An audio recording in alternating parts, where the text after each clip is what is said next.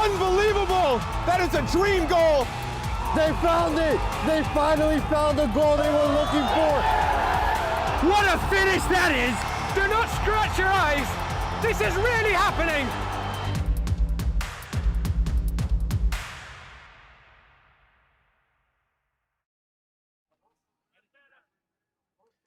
Hello everyone, welcome to the Game of Frame live stream. I'm Josh Pratt with Jake Gillespie on the call with me and Nick Krause behind the camera. We are back in Allentown, Pennsylvania for the American Premier Soccer League Northeast Final. Westchester Predators taking on Nova FC. It's another battle of the Titans. Both the teams playing in semi-finals yesterday. Westchester Predators seeing off a brave Hoboken comeback in the second half to win 5-3. Nova had to be patient against Kickoff Elites. It took them over an hour to find the opener, but once the gates opened, the flood came in and they ran out 3-0 winners. We're set for a noon kickoff here. The sun is shining down. We're about 87 degrees. This should be an absolute red-hot fixture. Jake, we watched these two play each other a year ago in the national final. Westchester took control early, and Nova obviously got really hurt by that red card early in the second half. What do you think is the key from a Nova perspective to bounce back from that defeat last year? Well, setting aside the discipline issue, right? It's hard to beat this Westchester team with 11 guys on the field. It's nearly impossible to do it with 10. But again, I said this last year, and I say it about every team that plays Westchester. If you can find a way to cope with that press, then you're going to find a lot of joy. The problem is there's not a lot of teams around, and especially not a lot of teams in the APSL, that have found a way to do that. Can Nova figure out a way to, A, keep 11 guys on the field, and B, manage that press? Now, something that we noted yesterday about Westchester is they've almost been victims of their own success because so many of the APSL national winning team has gone pro in the last 12 months. The last count we have was 12 players have gone pro. And although statistically it's still been an astonishingly good season from Westchester, they are unbeaten, not just this entire campaign, but in the APSL since September 2024. The amount of goals they've scored has been pretty stunning, but there has been some little chinks in the armour this spring. Real Central ran them right to the finish line twice. Heritage got a 2-2 draw, really shock result there. And even Hoboken really had them on the ropes in that second half. Perhaps Nova can sense this is opportunity. You know what's funny is when you look at a goal scoring record or a goals against record, you look first to the defense, maybe to the goalkeeper, and say what changed. Ironically, with Westchester, I think it's what changed in the attack because, like I said, so much of that is a front foot press.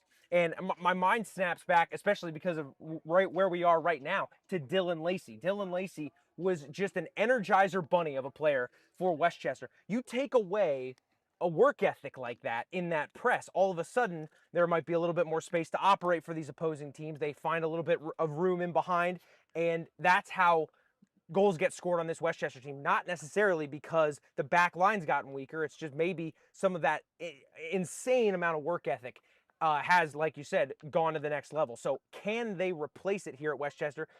The thing I've been saying a lot about this team is they almost always find a way to replace it. Can they do it today? Well, the starting 11 that Coach Blazey is going to go with for Westchester has two changes from yesterday. Knice in goal once again. The back line is almost the same. It's Axman and Weaver, who did very well in the first half against Hoboken. That very dangerous Hoboken front line. They definitely were on the ropes a bit in the second. Tanaka at right back. Castaneda gets the start at left back. And then the midfield three, Tima, who was excellent yesterday, is going to be in the number 6. He was part of the APSL Delaware River Conference Team of the Year. Alexander Zhang, who scored against Westchester for Nova in the final last year, has turned colours. He's going to be playing for Westchester, and he scored yesterday as well. Beautifully taken down touch to set himself up there. And Brenes comes into the starting 11, so he's in midfield. It's 3 in that midfield. And then the front 3 is unchanged and undiminishing in the terror that they would strike into any defender's heart. Ayub Mohu on the right flank. He scored 1 yesterday. Got an inexcusable amount of time behind the back line for his goal from a Hoboken perspective, but still, he did incredibly well with it. A nonchalant scissors to put the goalkeeper on the ground and then finished it. Donzo What a player he is. He's I actually got it wrong yesterday early on the broadcast. I said he's 18. He's turned 19, but still very fresh-faced. He's an old man. He's an old man now. Yeah. He scored a hat-trick yesterday, and each of those goals are a tremendous quality in their own respect. He scored a brace in the APSL DRC conference final. So 5 goals in Donzo's last 2 games. And he's definitely going to be someone Nova's going to have to watch very, very closely. And Ridge Robinson, Jake, you said you weren't even sure if Ridge had played yesterday because he was kept quiet, but that is just the quality of this Predators team. Ridge Robinson, the national top scorer this year, the national top scorer last year, leading the line. And actually, if I remember rightly, last year, Nova did keep him pretty quiet in the first half. Still came away with a hat trick by the full-time whistle. Yeah. That's the I just, especially as a former goalkeeper, I can't process how you can score so many goals so easily.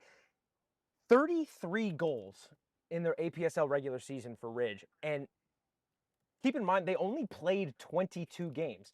And of those, surely he didn't play one or he was subbed off. Like he's not playing every single minute of every single game. And he's scoring an average of over a goal a game. That is incredible at any level. And the thing about Ridge is it's not like this is a one-off season, Josh. He's doing it for season after season after season, and I don't see how we get away from another good performance from today.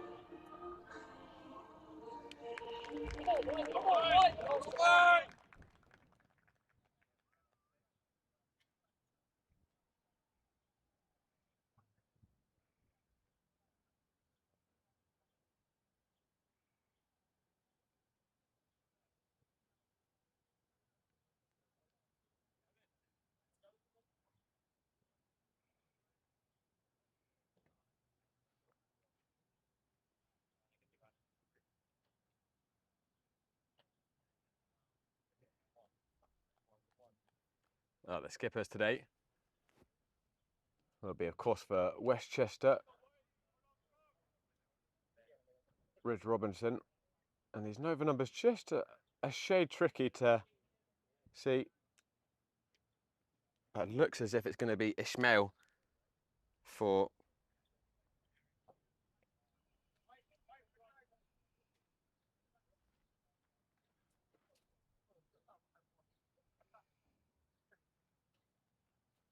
the Nova FC. Oh, we're getting a field swap, Josh.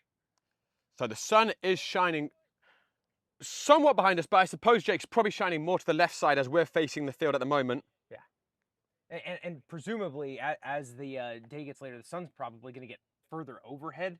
So maybe just slight advantage towards Westchester with the Nova goalkeeper, maybe just a bit more with the sun as an issue for this first half.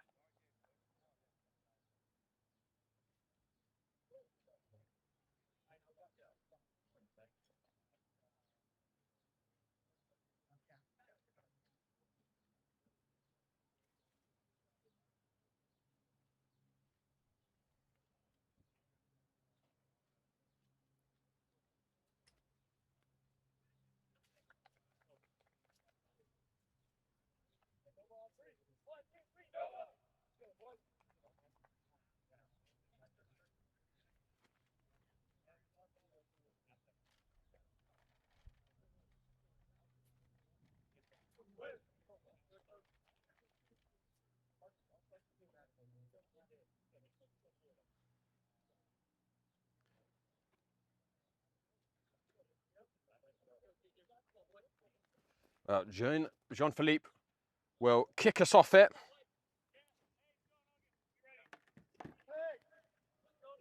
He was the leading goal scorer in the Mid-Atlantic Conference, Josh. Actually, two Nova players led the goal scoring for Nova, with Chong coming in with 10 goals, JP with 12. So kind of a two-pronged attack for them, but something to keep an eye on today.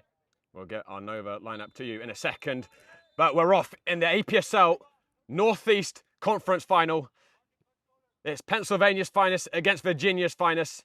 In the next 90 minutes, Westchester Predators and Nova FC will battle to beat the Northeast finest. It's a rematch of last year's national final.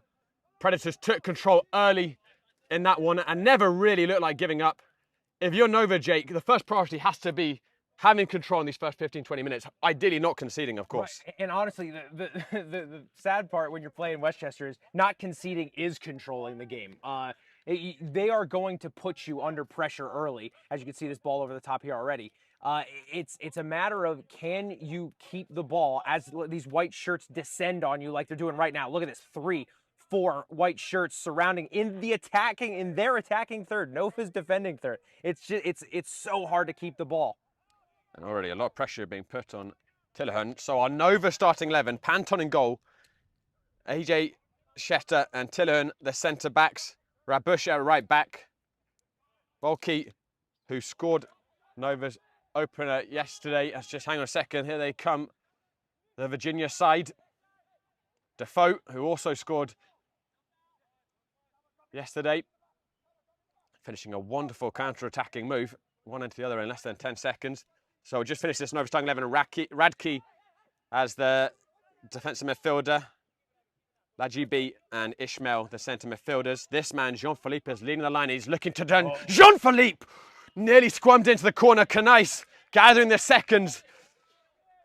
As we talked about this, Josh, there is space in behind this Westchester line if you can keep the ball. Nova kept it very, very well from back to front, withstood the pressure, and then got a big chance created at the other end with only 2 minutes on the clock. Just finished our Nova starting 11. Joshua Defoe on the left wing. Gayuan Chong on the right side.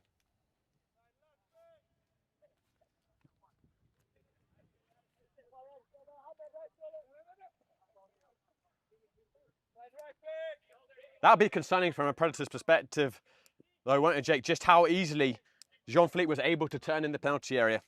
He's a big boy too, and Weaver is a monster of a human being in that Westchester backline. But Axman isn't quite as physically dominant, and you're just looking at Jean-Pierre as that ball goes into the goalkeeper's hand. Jean-Pierre's just a physically strong, dominant striker, and it's going to be a matter of if Weaver is the man to mark him, or if he slides over to Axman, who might be just a little bit more physically vulnerable. Talked about Westchester's astonishing stats. Nova's aren't too bad either. Since their defeat in the national final last year against the Predators, they've won every single APSL game. Once again, romping through the Mid-Atlantic Conference. Gosh, listen to this spring record. 7 matches played, 41 goals.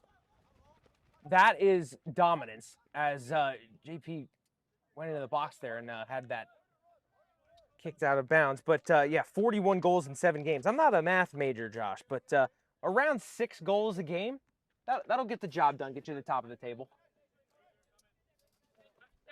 Their last 3 playoff games, they've scored 13, not conceded a goal. Kickoff Elites did offer more resistance than what had perhaps been expected, given how they showed up last year.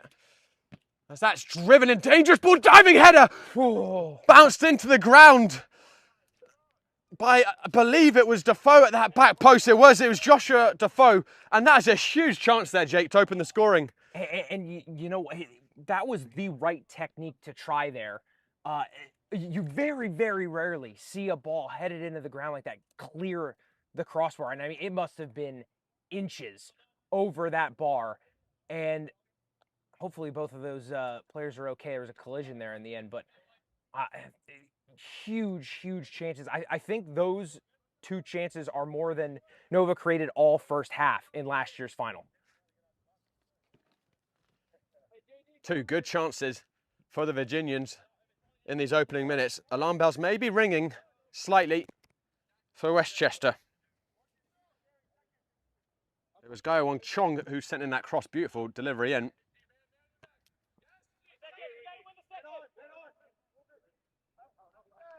Zhang winning the free kick and taking it quickly, and here's the skipper, Ridge Robertson, and the referee's been very pedantic about ball rolling. I don't know about that, Josh. I hate to see a quick free kick with some promise pulled back because it was rolling over millimeter by millimeter, but so be it.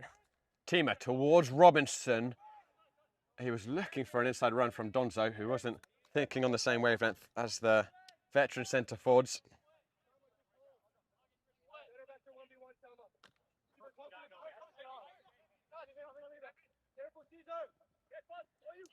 Donzo tracking back.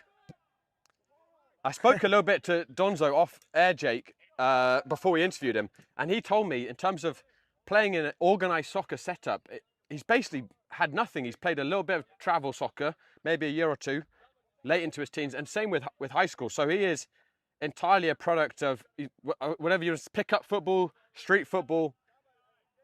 The way he moves sometimes, I think it looks that way, in that he doesn't look that coach technically, which isn't actually a criticism in this case, because he is obviously very good technically, but he doesn't, I think it makes it harder for the defenders because he doesn't touch the ball. Right, it's not in a predictable way, yeah. Here comes Rabush.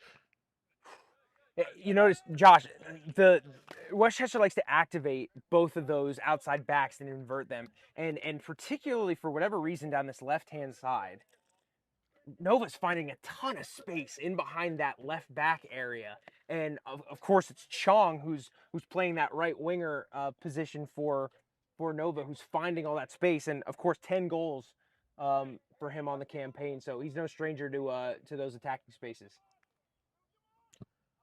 Guy on Chong. Hooked up by Tanaka. Good composure from the teenager. But Westchester can't play out of Nova's press. Nova having the better of the opening exchanges here at Whitehall High School.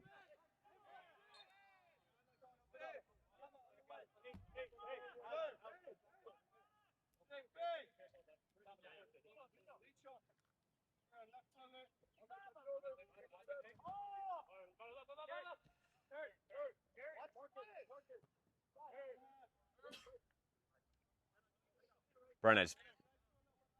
Mohu. It's a little bit sloppy in the midfield from Westchester so far. Normally they're so clinical in those tight spaces, but it's not quite as sharp as we're used to seeing them. Ranging ball to Joshua Defoe.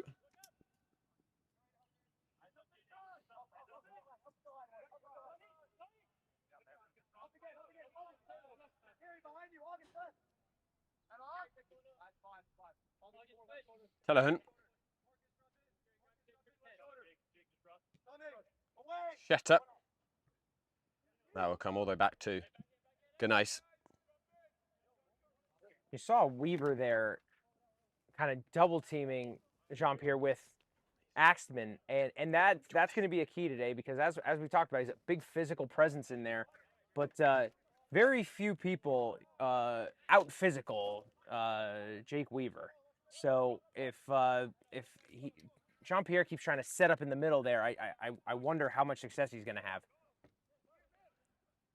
Loose touch, and Mohu will have a speculative shot, didn't catch it cleanly, and covered all day certainly by Panton. That left foot of his is a weapon, Josh. Something to keep an eye on. He is not shy with shooting outside the area, and we've seen him put in a couple of wonder goals in the APSL. So just something to keep an eye on. They cannot let him shoot from that kind of range. Talking of wonder goals, probably the goal of the semi-finals yesterday was produced by Jordan Savage for Nova. The clincher that made it 3-0, free kick from 30-odd yards, beautifully guided in. He is on the bench for Nova today. That's another thing to keep an eye on. Both of these teams have some set piece specialists. So you do not want to be conceding any free kicks in that 35-yard range and in. Of course, this game's, I'm assuming, going to get a little bit more physical than what we've seen so far. So it's something to keep an eye on. Weaver brings it down expertly. Zhang showed too much of the ball to the skip Ishmael, and Jean-Philippe is going to scurry in behind. It's a little bit awkward for Axman, but he recovered his footing well. I wonder, Axman was shaken up in that first collision. He's not as mobile as we're used to seeing him. We just wonder if maybe he picked up a knock there early on. We'll keep an eye on him. Donzo, he skips past defenders as if they aren't even there at times, but that was perhaps a little bit of rash youth there, Jake. You talked about pickup. In pickup, you can shoot from there. I don't know about an APSL Northeast final, but I love the attitude. I love the positivity. To try and beat Panton, who has not conceded in, we're going to have to look back a bit in the records, but I think it's over 300 minutes since Nova have conceded in the APSL. I don't know if a 45-yard effort is going to be the first one to beat him today, but we'll see. You know what, my math is terrible. We're looking more at a 7,200. It's my goodness, 7 games that in a row that Nova have kept a clean sheet.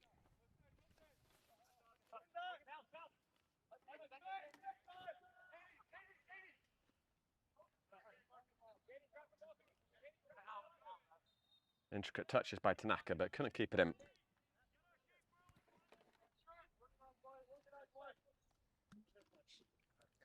Through 7 games for Nova this spring season in the Mid-Atlantic Conference, they've allowed a whopping 3 goals.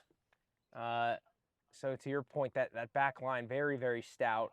Of course, I don't think they play a team with the attacking gusto of Westchester in the Mid-Atlantic Conference, so we'll see how that back line copes with the pressure today.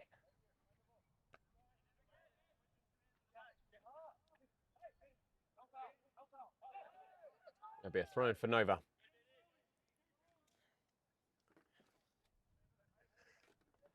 Very different start to this game compared to a year ago when the sides met here in Allentown. At this point, Westchester were just tucking in their second goal to make it 2-0. And Nova never got back in touching distance after that. And it's interesting to see how not just the technical side of the game, but just the attitude of these Nova players. They, in my opinion, they played a little bit scared last year. And look at them on the front foot now, pinning Westchester back in their area. And these kind of services that they're flipping into the box, we didn't see those all game last year, let alone the first 12 minutes or so.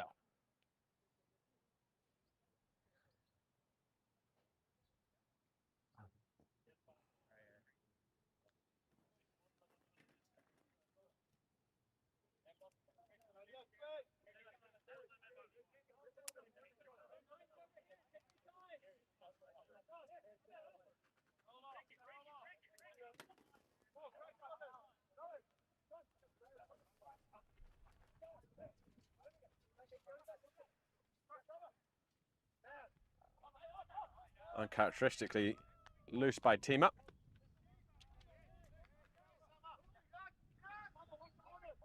Jean-Philippe. RGB just about able to retain possession. Bulky. Bulleted in a header for Nova's opener against Kickoff Elites yesterday. You know, something we didn't talk about, last year in the semifinals, Westchester had a cakewalk, able to rest a bunch of players. Keep in mind that, you know, these guys played 24 hours ago, less than 24 hours ago, actually. And yesterday against Hoboken. Just hang on a second, Jake. Here's Rabush, who's in behind. Ooh. Corner kick. But this year against Hoboken, they didn't have that luxury. They had to play until the 80th minute or so until they were able to get that 2-goal gap. So maybe just a touch of heavier legs than we saw last year, whereas Nova, of course, you know, had to play till the end of their semifinal last year, so maybe a bit more of an even footing in that regard.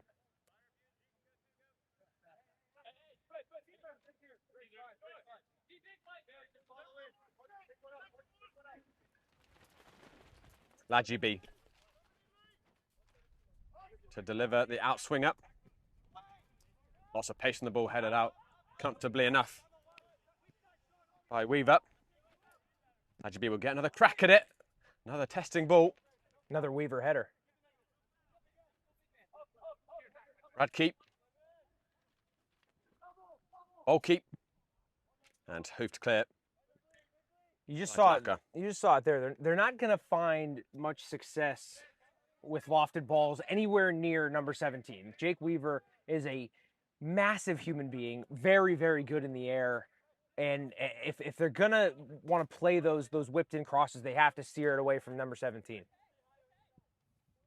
Jean-Philippe. How deep he dropped to receive that ball, Josh. Target man in behind the the midfielders.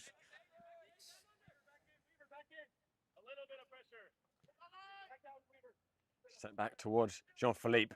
He's done marvellously well. And Bulky's got some space and options.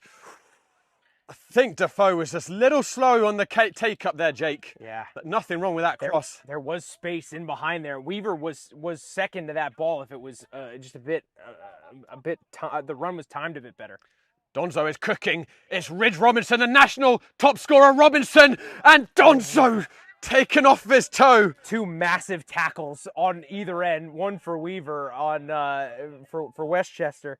And then on this side of the field, Raybush was the man to make the crucial tackle. I think it's actually Ishmael. Oh, was it Ishmael? Yeah.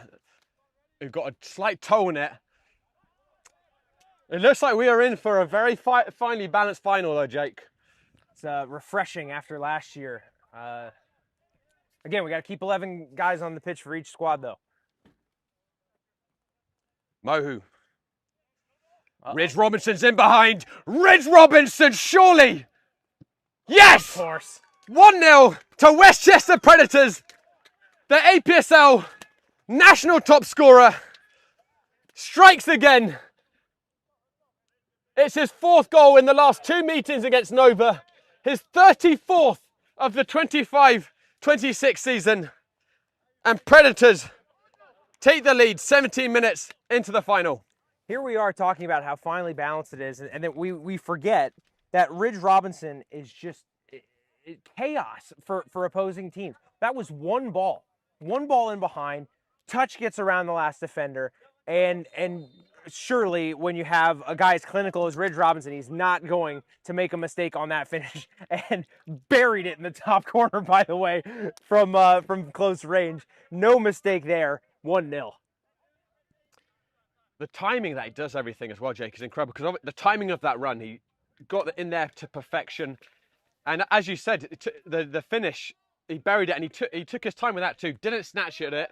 Knew once he got around the keeper, he had a man on the line. And it's just 10 out of 10 decision making from Ridge Robinson. One of the things that's incredible about Ridge Robinson, he is sneaky athletic, but he's not like some speed demon out there. He's not just 10 times faster than every center back he plays against. He's just so good at timing the run. His touches are so good.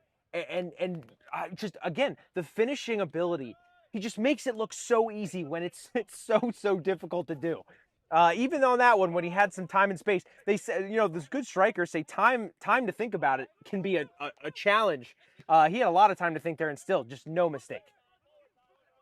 Donzo, this is an important few minutes for Nova. They do not want that second to come in quickly. It could now, though. Lovely football. And the referee looked at that. He was well positioned. It was Castaneda who galloped up from left back. Referee saying no penalty. Westchester slicing through Nova's backline there. Beautiful passing. Castaneda had the position there. I just wondered, maybe the referee thought he went down a bit too easy. But again, Robinson, we talk about his finishing ability, but look, the chance creation there from the Westchester skipper. He's very nearly had an assist to add to his goal. And keep in mind, we're less than 20 minutes into this match. Nova will be ruining a few of those missed chances at the beginning as well, won't they, Jake? Because they could have easily broken the deadlock themselves. And the problem is, it's almost like a boulder rolling down a hill.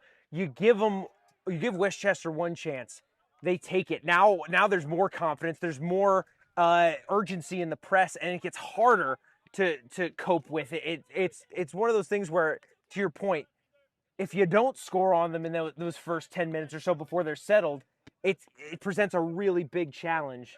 And you saw how quickly Ridge can just flip that switch and put you one goal behind.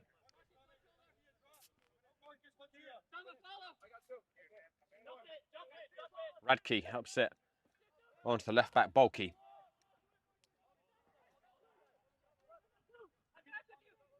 Defoe taking on Tanaka towards the near post. Chong had ghosted in there, but well contained by Weaver. The movement from Chong there was really, really good. If not for the experience and athleticism of Weaver, that would have been a really big problem. But looks like it's a goal kick awarded. But Weaver just helps when one stride takes you 10 feet as opposed to the mere mortals who, have to take 3 steps to keep up with him.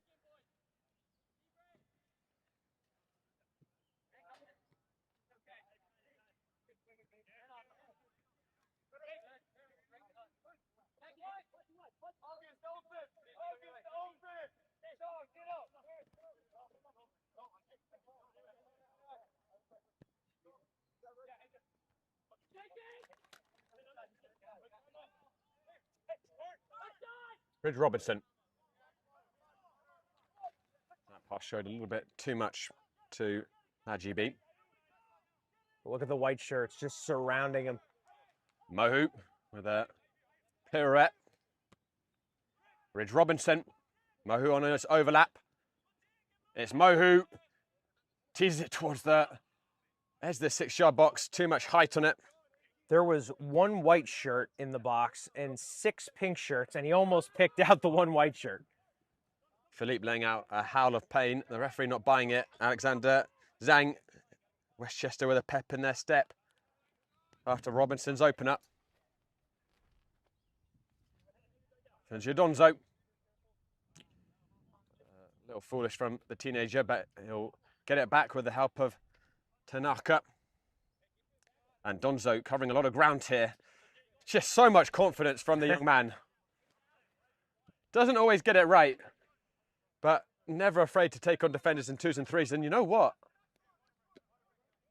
Virginia are preparing to make a substitute. I think this might be the end of Jean-Philippe's afternoon, Jake. That's a huge, huge loss, if that's the case. So going into their water breaks, I think it's Garrison who is stripped down, preparing to come on. He wasn't just the leading goal scorer for Nova. He was the leading goal scorer in the Mid-Atlantic Conference. This is not what you want to see if you're a Nova fan a quarter of the way through this match.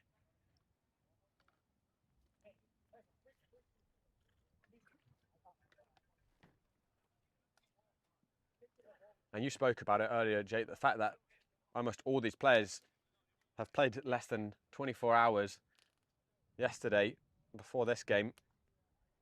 So these sorts of injuries more likely to happen. I think I heard Coach Blaze saying to Westchester, we actually just need to slow the tempo down a little bit to make sure that we are lasting through this whole 90 minutes. This number of minutes is tough in ideal conditions, and these aren't ideal conditions.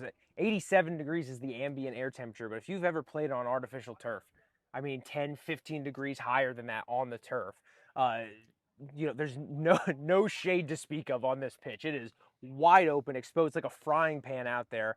And again, neither of these teams had a nice coast in on the semis. Both edged out a pretty nice advantage, but it happened late in the game. So it was a lot of not just minutes, but stressful minutes, and not really one that you can fling your starters out nice and early to give them a rest.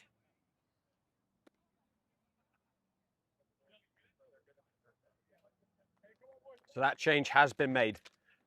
Jean-Philippe, the talisman up front for Nova, withdrawn. Garrison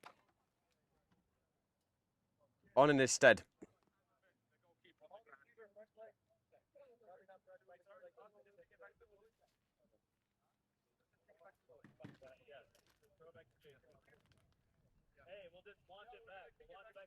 Westchester being very sporting on this restart, Josh. So they're going to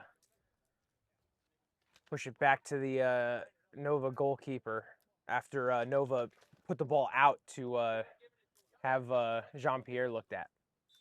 Alexander Garrison does have 3 APSL goals to his name from the spring half of the season. So I think actually the Mid-Atlantic, it was unlike the rest of the APSL where it's September until end of May regular season. The Mid-Atlantic Conference was split, so they had a full season, then a separate spring season. So 3 goals in the spring half for Nova from Alexander Garrison, who was offside there. He's been on the pitch for about 30 seconds. He's already disagreed with the referee. Guys, reminder, today's broadcast is sponsored by Umbro. You can head to umbroteam.com to start designing your team kit for free now. Produced by Umbro, designed and worn by you.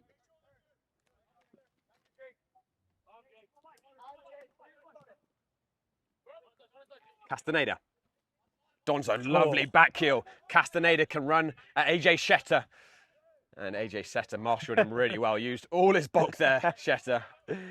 That's like the classic dichotomy of football, isn't it? The big strong center back and that darty little winger, and the physical presence won out there.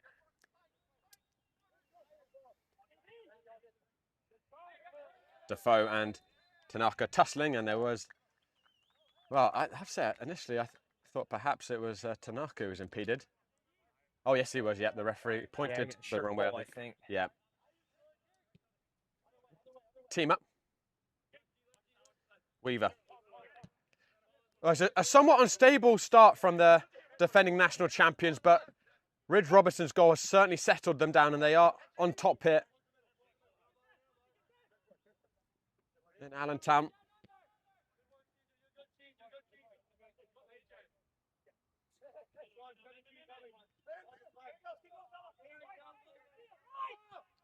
Shetter, lovely floated ball into Radke.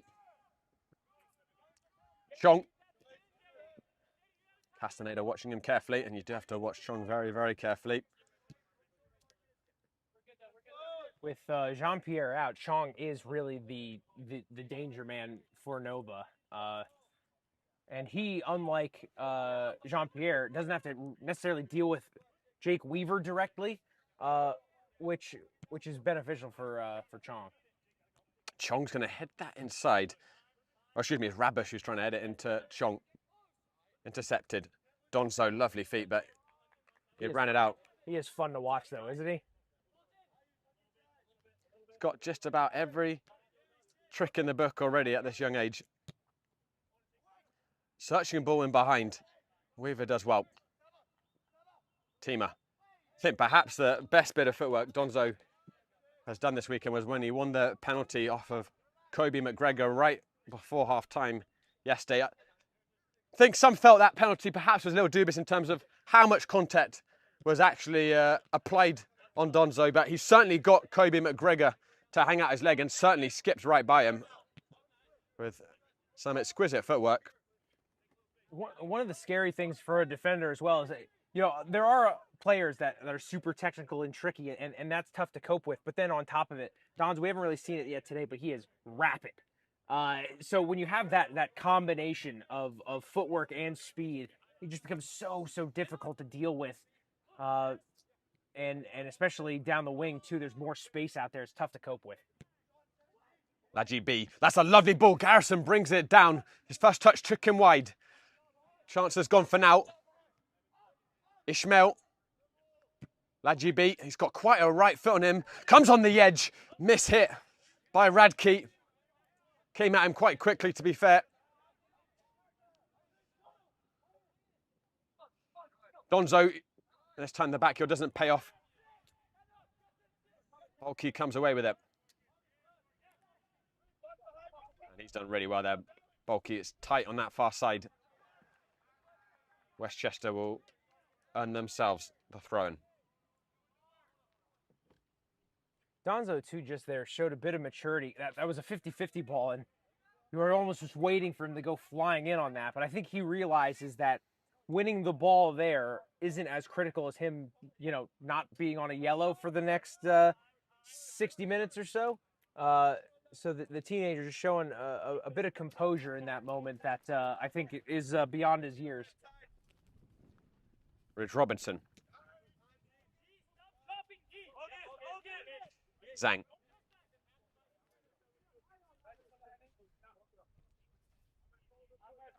Mohu just able to keep it in. Tanaka had a beautiful first touch there. Uncompromising defending by the captain Ishmael.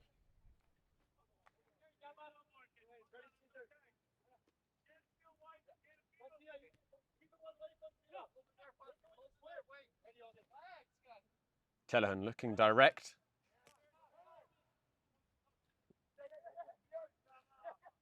Zhang. Searching for Donzo. It's steady. He gets a second crack, and Ridge Robinson floats it towards Mohu. The angle was there, but the pass was a little overcooked by Robinson. Head in the hands, too. He knows that was a nice chance. It was a good run for Mohu from very deep, must be said. That was about a 40 or 50-yard run at the end of it, but just a bit too high from the Westchester skipper.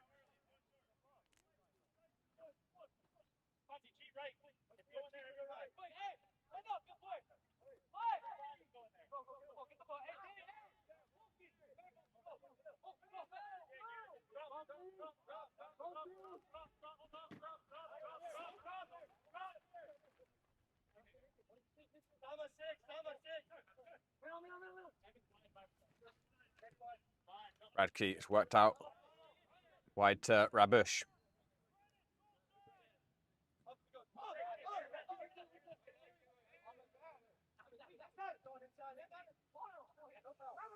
Ajibi comes half the yard. It comes to Chong, and lots of space here for Rabush, who coasts it in. Axman rising well. Radke.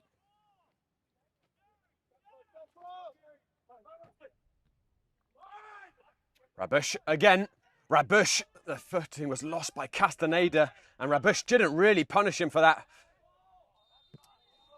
Chong got some of the ball, but came in through the back of Zhang. Interesting defending from Westchester there. I'm not used to seeing them sit so deep. Normally they're really, you know, of course there's the high press, but then even in that back line, so used to stepping and engaging the attacker higher up the field, they're sagging a little bit, maybe just showing some respect to Nova and the attacking quality they have, even with Jean-Pierre out of this match.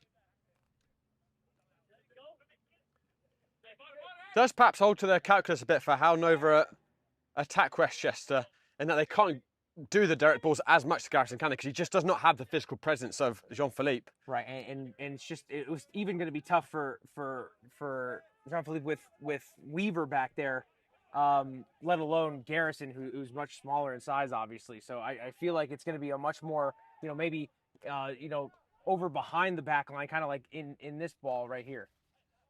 Here is Garrison. Holds the ball up.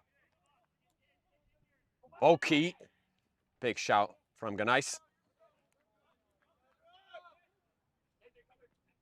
He sets it out to Brenz even, excuse me. Here's Donzo. Nice there. He's a lot of tall goalkeepers, not a lot of goalkeepers that are tall and built like an NFL linebacker. So when he goes up for a ball, usually he ends up coming down with it.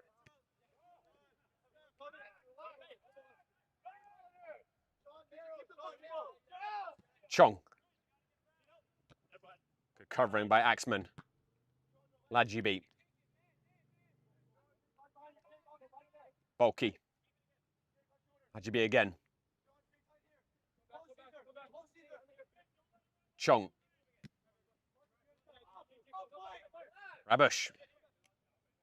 Go-Yuan Chong again.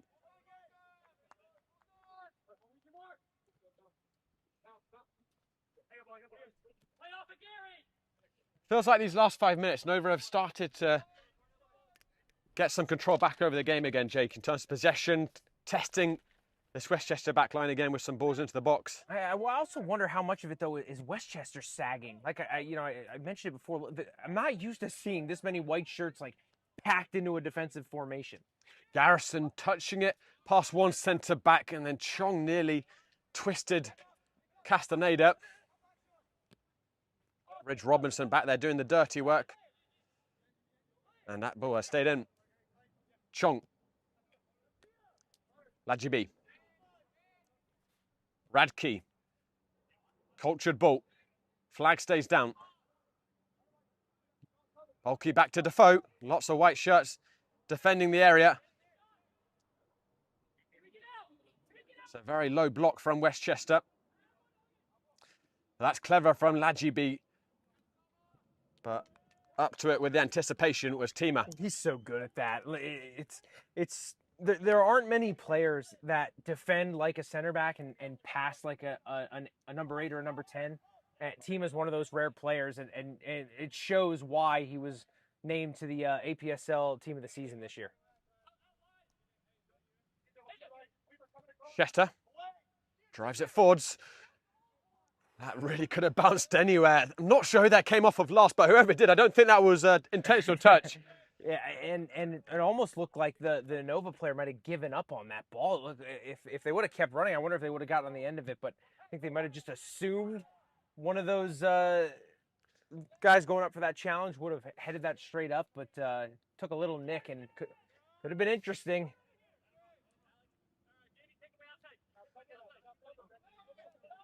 Ridge Robinson's goal, 17 minutes in, separating the sides. But it's been a very tight final thus far. Nova certainly with their chances, probably, dare I say, more chances. Although none as clear as the one Robinson tucked away.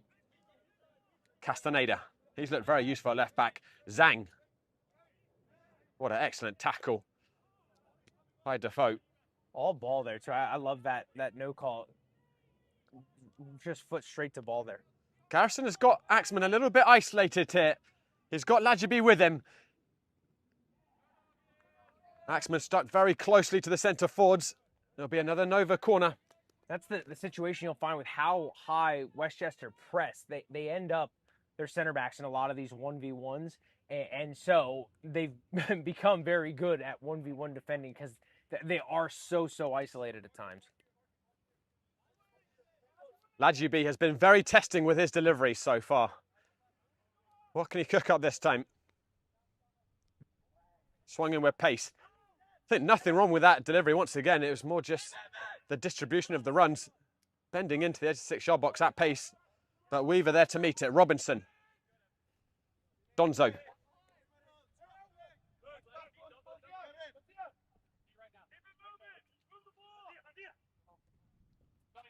Tima. Donzo played Tima to a little bit of trouble, but Tima played himself out well. I don't know if you heard Jake Weaver say, "Don't lose it there." It very nearly did, but a good recovery from Tima to get the ball back to his center back. Zhang. Renez. Zhang. Donzo. Look at that. So exhibition stuff. It's Zhang. Inadvertently, it comes to Ridge Robinson. He looks towards Mohu. Not the easiest strike to put off technically, but mind you, Mohu was by himself there, and a player of that standard, I think, will feel he should have hit the back of the net. He has that in his locker. Maybe not the back of the net, but at least on frame. At least get that one goalwards. Just got under it just a bit. Like you said, not the easiest service, but Mohu's definitely of the quality that he could have done better there. We have to watch back to see exactly how Donzo passed that, Jake. I think it might have been a little L, dragged back and then behind. But Yeah, he is just so fun to watch. I got to see him a little bit with the actually the reserve team before he got called up to the first team for Westchester. And if you think he's electric now, imagine him playing against other teams' reserve players. It was like he was walking by them.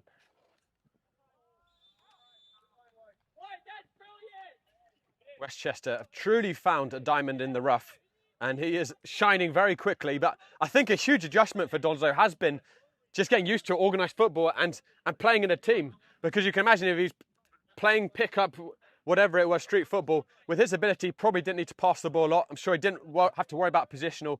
But when you come into a Westchester Predator side, you do have to play as part of the 11-man unit, don't you? Even if my sense is Westchester still are very much giving him a license to do what he does best when he has the ball. Yeah, if with the ball for sure. Westchester actually it benefits him. They do play a very free-flowing attacking style. The issue is off the ball.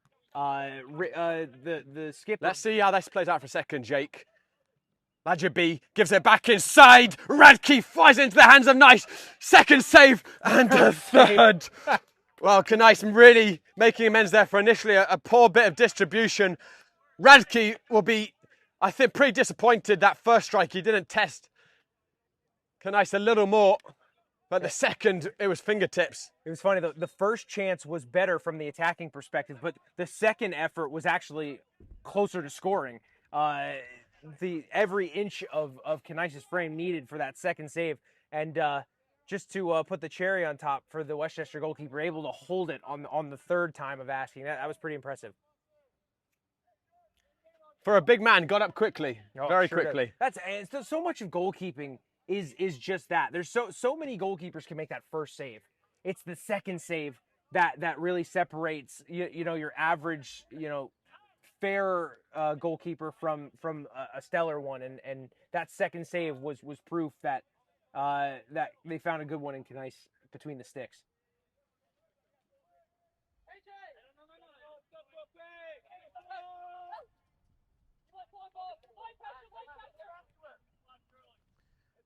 Ticking towards half-time. Bulky. He's kept that in. Free header. Nova level. Gaiwan Chong bullets the Virginias back into the Northeast final. The finish was good. The assist was brilliant. What a floated ball into that danger area, away from the big frame of Jake Weaver, and no mistake on the finish. What a move from Nova, almost out of nowhere. It was the most inviting of crosses, as you say, Jake.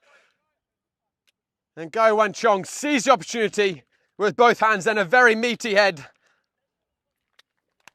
And what a time to score. Just as we're approaching that half-time interval, it's Chong's 11th goal of this spring in the APSL. Might not score a more important one. You talk about the timing of goals changing a team talk. That'll change the team talk. Because I think Westchester felt like they were in the driver's seat. 1-0 up, not really troubled on goal for the last few minutes. And then all of a sudden, bang, tie ball game. Presume Shetter was looking for Garrison there. Over here. I don't think it's unfair to say Nova deserved that goal, Jake. No, especially like if you account for that first 5 minutes or so, they were all over Westchester. Westchester eventually settled, but it's funny, they looked more likely to score in that first 5 minutes than they have in these last 5. But that's the beautiful game, isn't it? It's just when you least expect it. Same thing happened for Westchester, you could argue. I'm not sure what happened there. There's some terrible miscommunication. So there's debate going on between the bench and the referees. Obviously, that free kick wasn't. I'm not sure that Defoe believed that free kick had been taken, because he could have kept that in. He let it run out. It's obviously some sort of miscommunication with the officials. Nova have it in any case. Garrison looking for the goal scorer, Chong. Couldn't find him. Coaching staff was livid. They're still talking to the fourth official over there. Not sure what the official said, if anything, but clearly the wrong message was received from the Nova players, because that was not great. And a reminder, in terms of the APSL format this year, this is not the national final. Obviously, the national final was played here last year in Lancaster, but with the rapid expansion of the APSL, another 4 divisions have been added in the last 12 months. We're now going to have national finals. So this is the Northeast. The winner of this will go to the national final 4, which we will have on the June 27th and June 28th weekend, live from Segra Field in Virginia. Actually, Nova's home. So there'll be semi-finals on the 27th and then the final on Sunday. You and I will be back there, Jake, along with Nick Cruss and some other game and framers. And we already know one team who have punched their ticket to those national finals. Alianza FC from the Mitten Conference, winning in extra time yesterday to be the first of the final 4. Mohu spinning it in. Defoe wasn't able to keep that from going out, and Westchester will get another corner kick.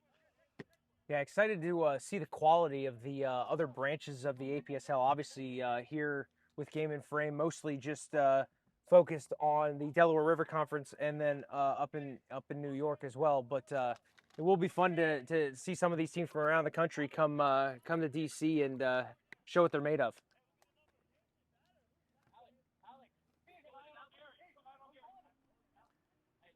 Nova FC, a reminder, have made all 4 of the previous APSL national finals. They've lost the last 2 against the Greek Americans 2024 and, of course, the Predators last year. Won the first 2, beating the Clan Cyprians in 2022 and then winning very comfortably in 2023. Look at that against pace. Fall River. Defoe lighting up with the afterburners. Westchester did stick really close to him. Castaneda, I think, has been excellent in this first half, Jake. He has both sides of the ball too, tracking back and going forward. He had a half-hearted penalty shout at one end, and then was tracking back there to make a really important tackle, because it looked like he was second best to get behind the attacker there. Already 2 minutes into stoppage time. I imagine we'll get another minute for the water break.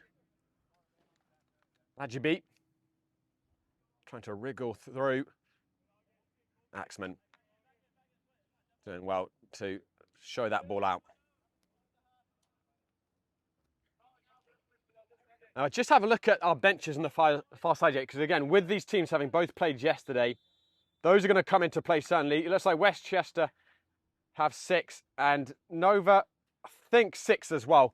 That's going to be a huge change, isn't it? And Hoboken, who got knocked out yesterday in the semis, they made 5 substitutions at half-time and went from 4-0 down to 4-3 in the space of 33 minutes. So more than ever this weekend, with the conditions, subs can change the game, can't they? Yeah, and that's where the manager makes his presence felt, is when you choose to deploy those substitutes, because it becomes so crucial to not leave it too late. Obviously, they need time to make an impact, but if you go too early and then you get an injury, you get a bit of cramp, whatever it may be, you don't want to run out. That would be worst case scenario. Well, we go in at halftime, all level. Ridge Robinson adding to his national leading tally to make it 34 goals in the season, before Goyewon Chong levelled right before the halftime break with a bullet header. It's a Northeast final that is hanging on a knife edge. Everything we could hope for between these 2 titans. Don't go now, guys. We'll be back shortly with the second half. From soccer fields across the USA to the legendary stadiums of Spain and Portugal, for 40 years, Petrobax has been the go-to expert for group travel to Spain and Portugal. We organize soccer group trips from start to finish, flights, hotels, transportation, and guided tours, all perfectly coordinated by our experienced team. Your trip can include attending La Liga and Portuguese Primeira Liga games, matches against local teams, pro training sessions, and even tournaments. As true experts in Spain and Portugal, we'll ensure you also experience the rich history, vibrant culture, and incredible food these countries are famous for. Celebrating 40 years of crafting unforgettable journeys to Spain and Portugal. Petrobax, your team, Your passion, your trip to Spain and Portugal starts here. My name is Austin Brummett. I'm a men's soccer player at San Diego State University, and I play forward. The Salt Air Case helps block odor from my cleats when I'm driving in my car or when I'm keeping my cleats inside my house, so I don't have to worry about it stinking up my room. It helps me keep track of my cleats and my shin guards, so I know that they're together, and I don't have to worry about tracking them down or losing them or stressing out about where they are. I would definitely rock this, walking to the games, walking around to my trainings. And it's super helpful for travel. When I travel in the airport to go to away games, it's not going to stink up my backpack or stink up the plane where I'm sitting. Magnetic strip on the top is super easy to open to take my cleats out and to put my cleats back in. I think it's an essential part of my outfit for soccer, and it helps keep all my stuff organized and stink-free.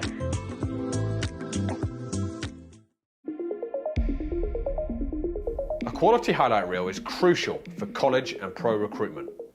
A lot of services offer generic solutions, but at Game & Frame we know every player is unique and needs a personalised approach to win over coaches. Our process is simple. We work with any footage, and if you need help finding your best plays, we'll review games for you. Once we've finished, you'll have a reel you can upload to any recruitment platform. We've helped hundreds of players get the attention they deserve, including placements in Division 1 programs. Scan the QR code or email us for a free consultation and start the journey to maximize your recruitment potential.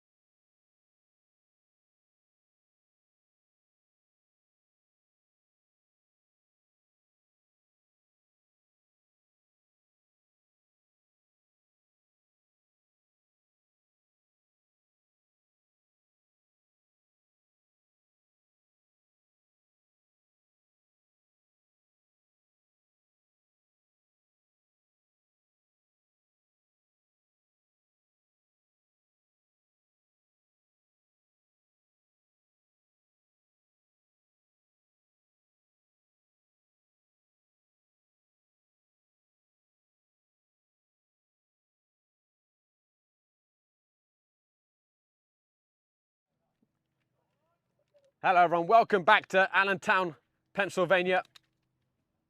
Both teams making a single change at halftime for the national champions Westchester. They brought off Castaneda for Brent Linger, who started yesterday against Hoboken. And on the Nova side, it's just the goalkeepers changed. So Panton withdrawn, Kolaski on in his stead. Two pretty surprising substitutions, Jake. Yeah, I wonder if it might be a legs issue for Westchester, but it's switching your goalkeeper at halftime, something you do in like a preseason friendly. I can't believe they're doing it in the final. I wonder if maybe it might be just a nod from the coaching staff to, you know, he traveled all this way and they want to get him some game time. But again, it's the final, Josh. I would think you'd go with your best guy between the pipes, but we'll see if maybe he offers something different, maybe in terms of distribution that could maybe give Nova an edge. Who knows? I think when it is such a big club like Nova, perhaps your best option is just multiple ones. Yeah, maybe. It's just it's strange from a goalkeeper, right? It's not like I doubt his legs are the issue.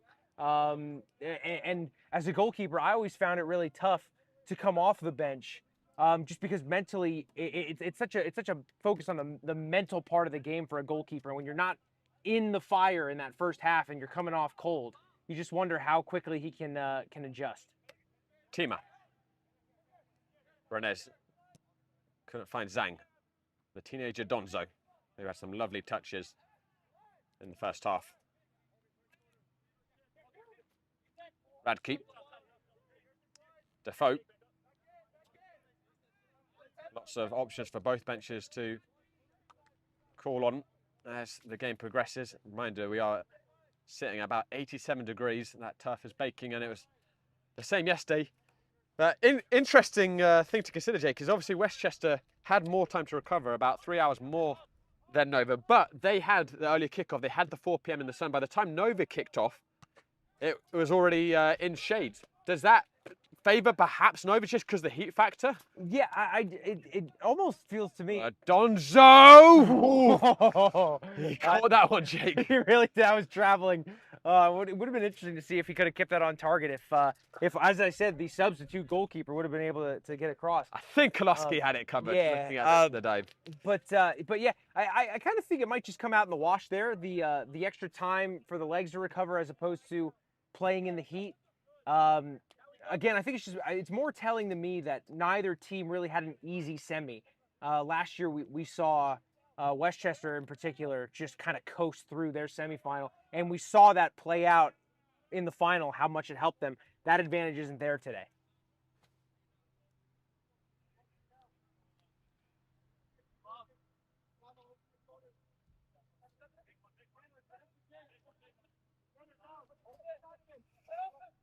Lajibi been allowed to turn.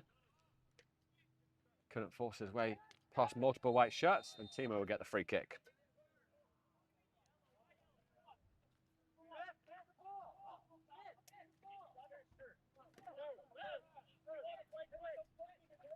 And Radke's been a little naughty there, carrying the ball away. Most referees should be looking at zero tolerance, wouldn't you? I think he just had a word with him. I think he's going to be lucky to escape without a card here, because especially at least in the professional game, officials really cracked down on that this year in particular. Any type of kick, delaying the restart usually gets treated with a yellow.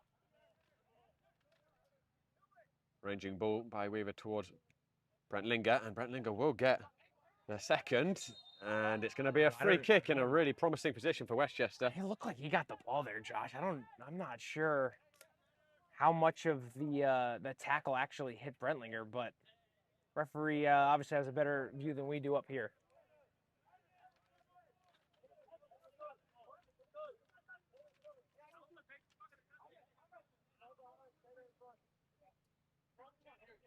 And I don't know if you noticed, Jake Weaver has taken up position at that far post.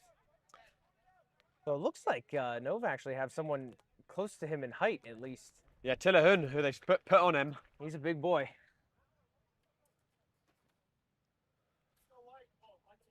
Donzo to deliver.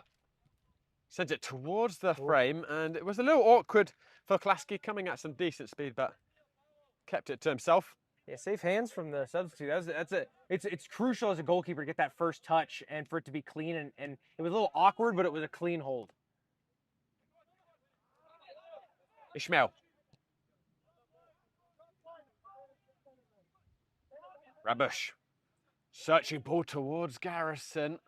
Would have to have been really special to thread the needle there. It's not far off though.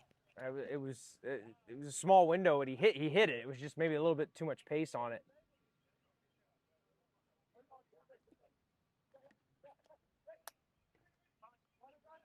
Donzo. It's his third or fourth back heel tonight. I don't think I've ever seen this pace of back heels per minute as we have with Donzo. I think we've seen more back heel passes than straight forward passes from Yeah. Donzo.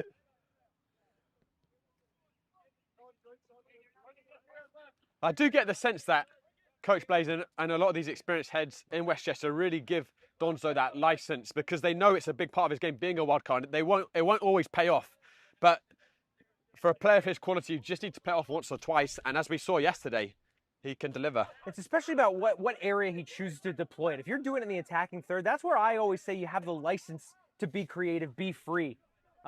Defensive third, not so much. Good win by Brent Linger. Tima, Mohu, Zhang.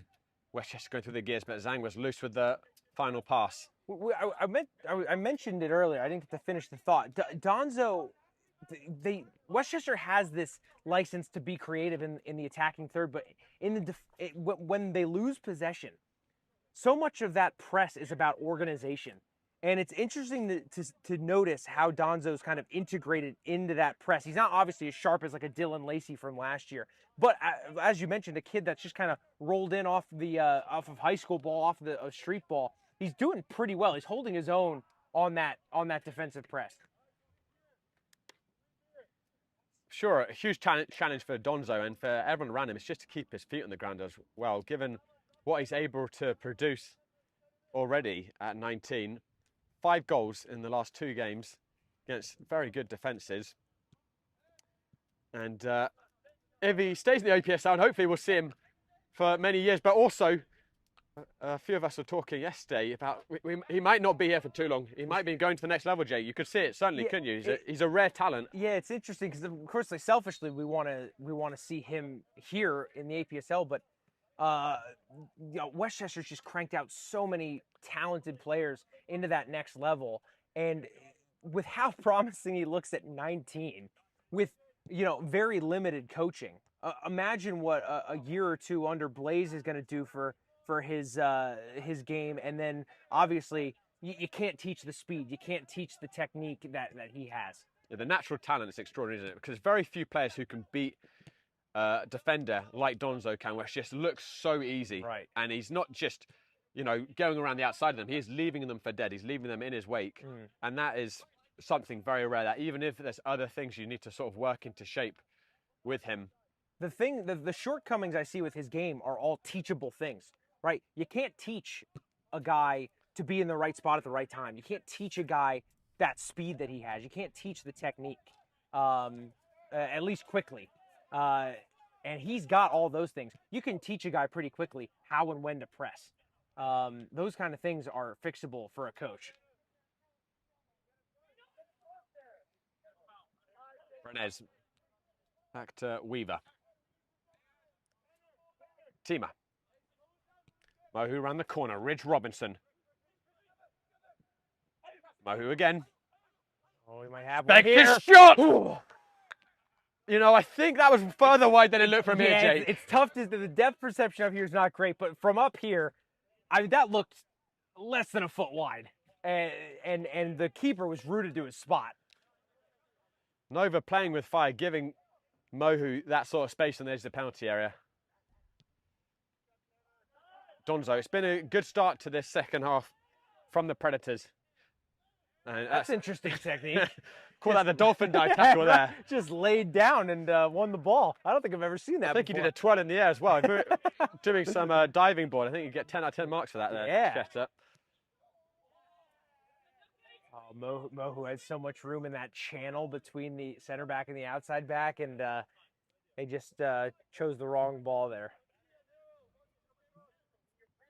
And it's funny how much we've talked about Donzo because, of course, we've got Ridge Robinson and Mohu, Yeah, right. who are two extraordinary players for this level in their own rights in that front line as well. It's so fun. Donzo and Robinson are almost like yin and yang. Robinson just everything feels so calculated and like there's so much experience in his game, and then Donzo's just like a wild card, a roll of the dice in almost every movement, and it's interesting when you see them both playing next to each other how much fun they can have.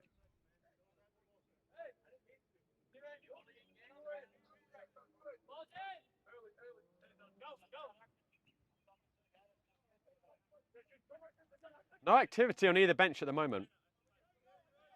That's going to be the most interesting thing to watch here is when the coaches decide to start deploying that bench, because particularly we have to start thinking about extra time here too, Josh. Defoe teases it across towards the far post. Chong could have doubled his tally and put Nova in the lead for the first time this afternoon. Of course, extra time won't happen if someone gets a winner here. But as I was saying, that you can't deploy them too early. If we go into extra time, we got an extra 30 minutes of football on top of the 90 they played yesterday. So it's a lot of pressure on the coaching staff to try and get this right when they choose to roll their dice. Because you can't be sure who's going to pull up with cramp, can you, if it does go to extra time? Right. Everyone has been put under a lot of stress physically. And then there's always the penalty equation too. Do you have kind of a really solid penalty taker on your bench? That is going to be a free kick, I think. Well, It's corner, I think. It's going to be a corner kick. So I suppose Brennes was interpreted to have got a touch. I have to say that's the only thing from my quite distant vantage point I don't think happened. I think probably Brennes jumped in and Rabushu was surging forwards, potentially dived there because he didn't protest a massive amount. But yeah, that was an interesting one because you think if there was no foul, it should have been a goal kick, but and a yellow, honestly. right. But perhaps there was a little touch there. Ladji B has been on point with these deliveries all afternoon. I don't know if you saw Not at that. its best. It comes on the edge. Radke thought about taking the strike, but popped up awkwardly there. The wind actually blew that ball, that corner kick before he hit it.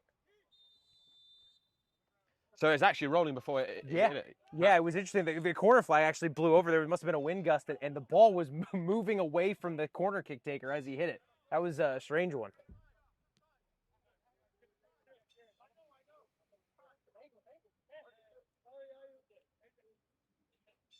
Shetter.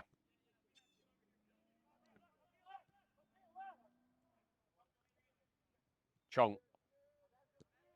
It's a big chance a minute ago for Chong as well. Didn't control that finish at the far post at all. Normally takes those as well. Good interchange by Nova. Joshua Defoe, who's been a menace on this left side. Robinson all the way back there. Defoe teasing him. Cuts back onto his right. Ladjabi. Smart footwork. Defoe coasted in. I think that might have hit a Nova player, Donzo, Nova push forward some numbers, and you can see already players are just starting to lag. The flag is going to go up here against Mo. He was offside. Nova are going to make a second sub and their first outfield change. You could just see as they were recovering from that attack, a couple of players looking a little leggy. So many minutes on each of these players' legs. And fortunately, knock on wood, the sun's kind of tucked away behind the clouds a little bit now for some temporary relief, but still, it's just a very, very warm day here. Not a lot of shade for these players, and it's just going to be a grind as we get to the end of this match and potentially into extra time. So Joshua Defoe has been withdrawn, and it's Arguta on in his stead. Alexander Garrison has gone to the left flank.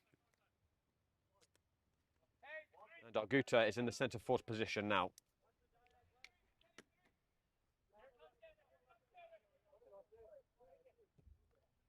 Kolaski.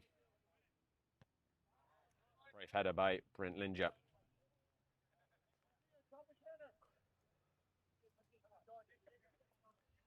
This is the first time, Jake, in 4 games, this is the 4th game at this field in the last 2 years, that Westchester Predators have not led going into the second half. And not led by at least 2 goals as well. So new territory for them. They usually, you can't say they've won it in the first half, because they certainly didn't against Hoboken yesterday, even though we thought they had, but then it was brought all the way back. But they've often had that cushion, and it's really, the ball has been in the opposition's court to chase the game, but not here. Yeah, and it's interesting too from a neutral. Of course, from a neutral perspective, you love to see a bunch of goals. But what's really interesting from a neutral perspective with Westchester is in a tightly contested game when they choose to deploy that high press, because again, it does leave space in behind them, and we saw it in the first half, they were sagging a little bit, and that's when they conceded. So it's a real chopping and change from a tactical perspective for Blaze over there to decide how they want to play it. Short corner sent in on the angle by Lajibi, dealt with competently by Westchester's back line. Lajibi again. Ooh. He's been very active this afternoon. I don't know if you saw that little drag back. That sent the defender for a coffee. I was brilliant. Just a slight little touch. Opened up the space he needed. And Nova are going to make another change. So on top of these two playing APSL yesterday, they also played USL2. Both of these clubs.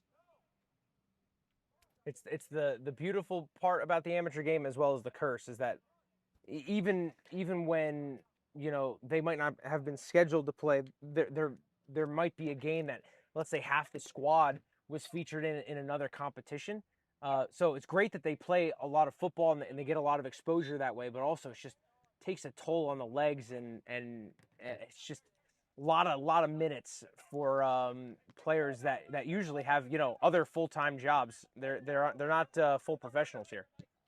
So Desailly has come on for the Nova captain Ishmael, as Kalabi a long way off line. Look, Kolaski even, excuse me, dealt with that coolly, Jake. Yeah, that I when he started coming out, I was thinking, what are you doing? That is so far out of your goal mouth. But proved me wrong. He actually handled himself really well and saw out the danger. So actually, sorry, I did say when Arguta came on, that was Nova's first outfield change. Neglected that Alexander Garrison came on for, of course, the injured Jean-Philippe in the first half. I did see Jean-Philippe at halftime had a big pack of ice on his knee. So definitely an injury there. It was not just like a fitness or a legs issue. It was definitely an injury that he picked up.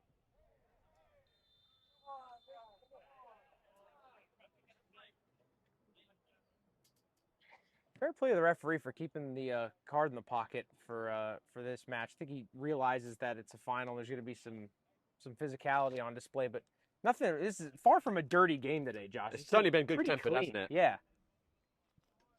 There's a lot of mutual respect between these clubs. They've met on the big stage so many times between the APSL, USL2, and PSL. It's so often these two meeting in latter stages of competitions. Weaver.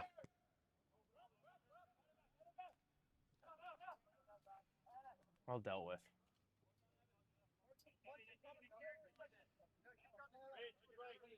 Interesting how far forward Brent Linger charged up there, Jake. He was ahead of Donzo. Oh yeah, it's a fun thing with Westchester. The wingers and wing backs. It's kind of a suggestion, more so than a firm tactical position. You just saw there. Brentlinger and Donzo will cross really fluidly, and they'll do the same on this right-hand side, too. You'll see Ridge Robinson, of all players, dropping back to right back from time to time. So make just a little bit more dynamic from a tactical perspective. Desailly couldn't get it under control. Arguta. Desailly feeds it to Rabush. Radke. It's almost impossible to predict which way this final is going to swing at the moment, Jake. Yeah, the first 5-10 minutes, I said, Nova's got this in the bag, and then Westchester scores, and you think, oh well, they'll coast, and then course, Nova levels it back up, and then you throw that out the window. So it's really fun from a neutral perspective. You're just so used to, at least down here in the Delaware River Conference, watching Westchester kind of run away with games for the most part. Nice to see a tightly contested match like this, and to really see what they can do. Sang feeds it to Ridge Robertson. He sets it back to Brenez. Oh, got unlucky there. Hit Mohu instead of going all the way to Donzo. Still may come to something. Brent Linger. Mohu lets it run for Donzo. Held onto that ball too long there, Donzo, and Nova able to clear the lines. And Arguta may cause some trouble here. It's just fouled Axman. I'm going to get more changes, one for each side here.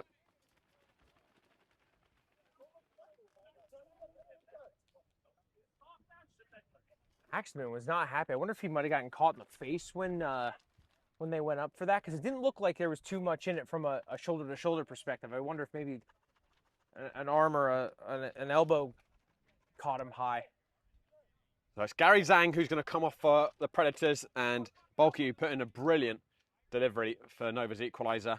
We're drawn for Nova.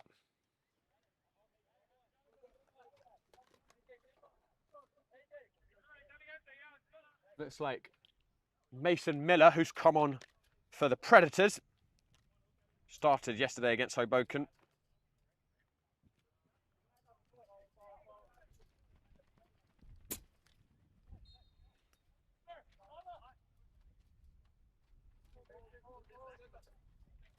Just try and get a look at the left back who's come on.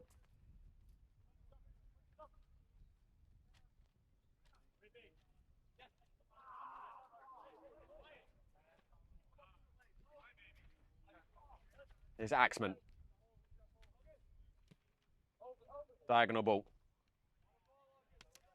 Slightly too much on it for Donzo, so it looks like number 16. Yeah, Jeffrey Filer on for Nova there at left back.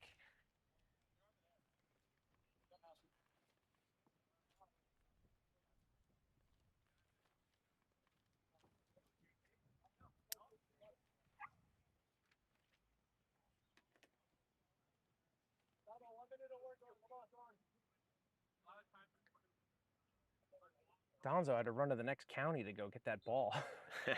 One trouble with this field is that with the running track around, has been a lot of ball chasing, and the referee is going to give each teams a much needed water break in this baking afternoon in Allentown, Pennsylvania. No goals in this second half. It's become quite nervy, certainly less open the game. Just perhaps has a feeling of one might win it, Jake. Yeah, and interesting from Westchester. We're so used to seeing them play this expansive style of football, and they did in the first few minutes, and it was kind of costing them from a defensive perspective. So I wonder if there was just a directive from Blaze over there to kind of tighten things up, play a bit more traditional, and in doing so, you've seen them kind of tighten up at the back, but we're not seeing that buccaneering, on the front foot type of attack that we're used to seeing from them. I think Westchester are going to make another change in this water break as well. Looks to me like Justin Thomas is stripped down. Interesting to see who he comes in for.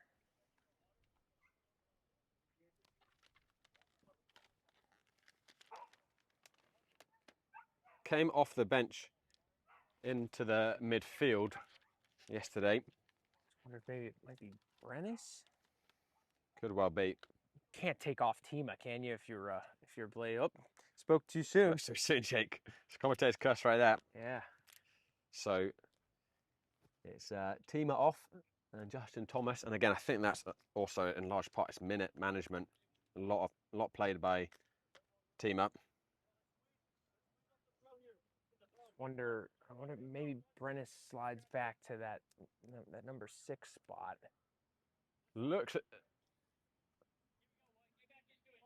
as if that might be the move. I'll see perhaps even Mason Miller.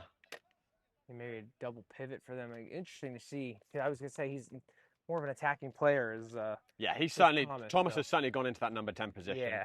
Here's Ayoub Mohu. When we get to this stage, it could be a moment of quality. It could also be tied legs making an error. Right. Yeah. It's the bright side and the dark side is a slip, a missed touch, a mistake clearing from the back. Those are goal creators just as much as moments of brilliance. Ladji beat. Right to keep. Look at this shape from Nova right now. It's like a 3-7. There's one player finally dropped into that middle space, but it may pay off here. Nova in behind Arguta. Oh, just wide. That ghosted across the face of goal, but couldn't find that far post, and Garrison too far away to tuck it in at that back post. We've talked a lot of tactics, Josh, but if you want to create a chance, just play a 3-7. That'll open up some room in behind. That was the very definition of industrial football there. A straight Virginian hoof. No angle on it, but nearly did the job.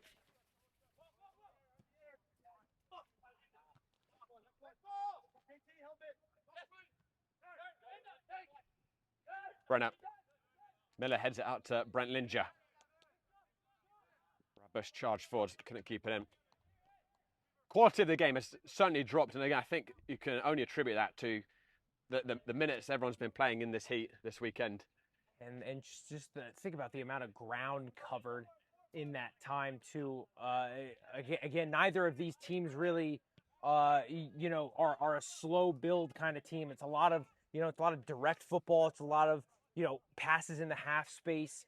That the attackers are running onto. So especially you think about a guy like Ridge Robinson, who's played so many minutes this year, and then obviously logged a lot of minutes yesterday and now today. Think about just the amount of miles on those legs. Donzo. Thomas with his first touch. Brenez. Mohu.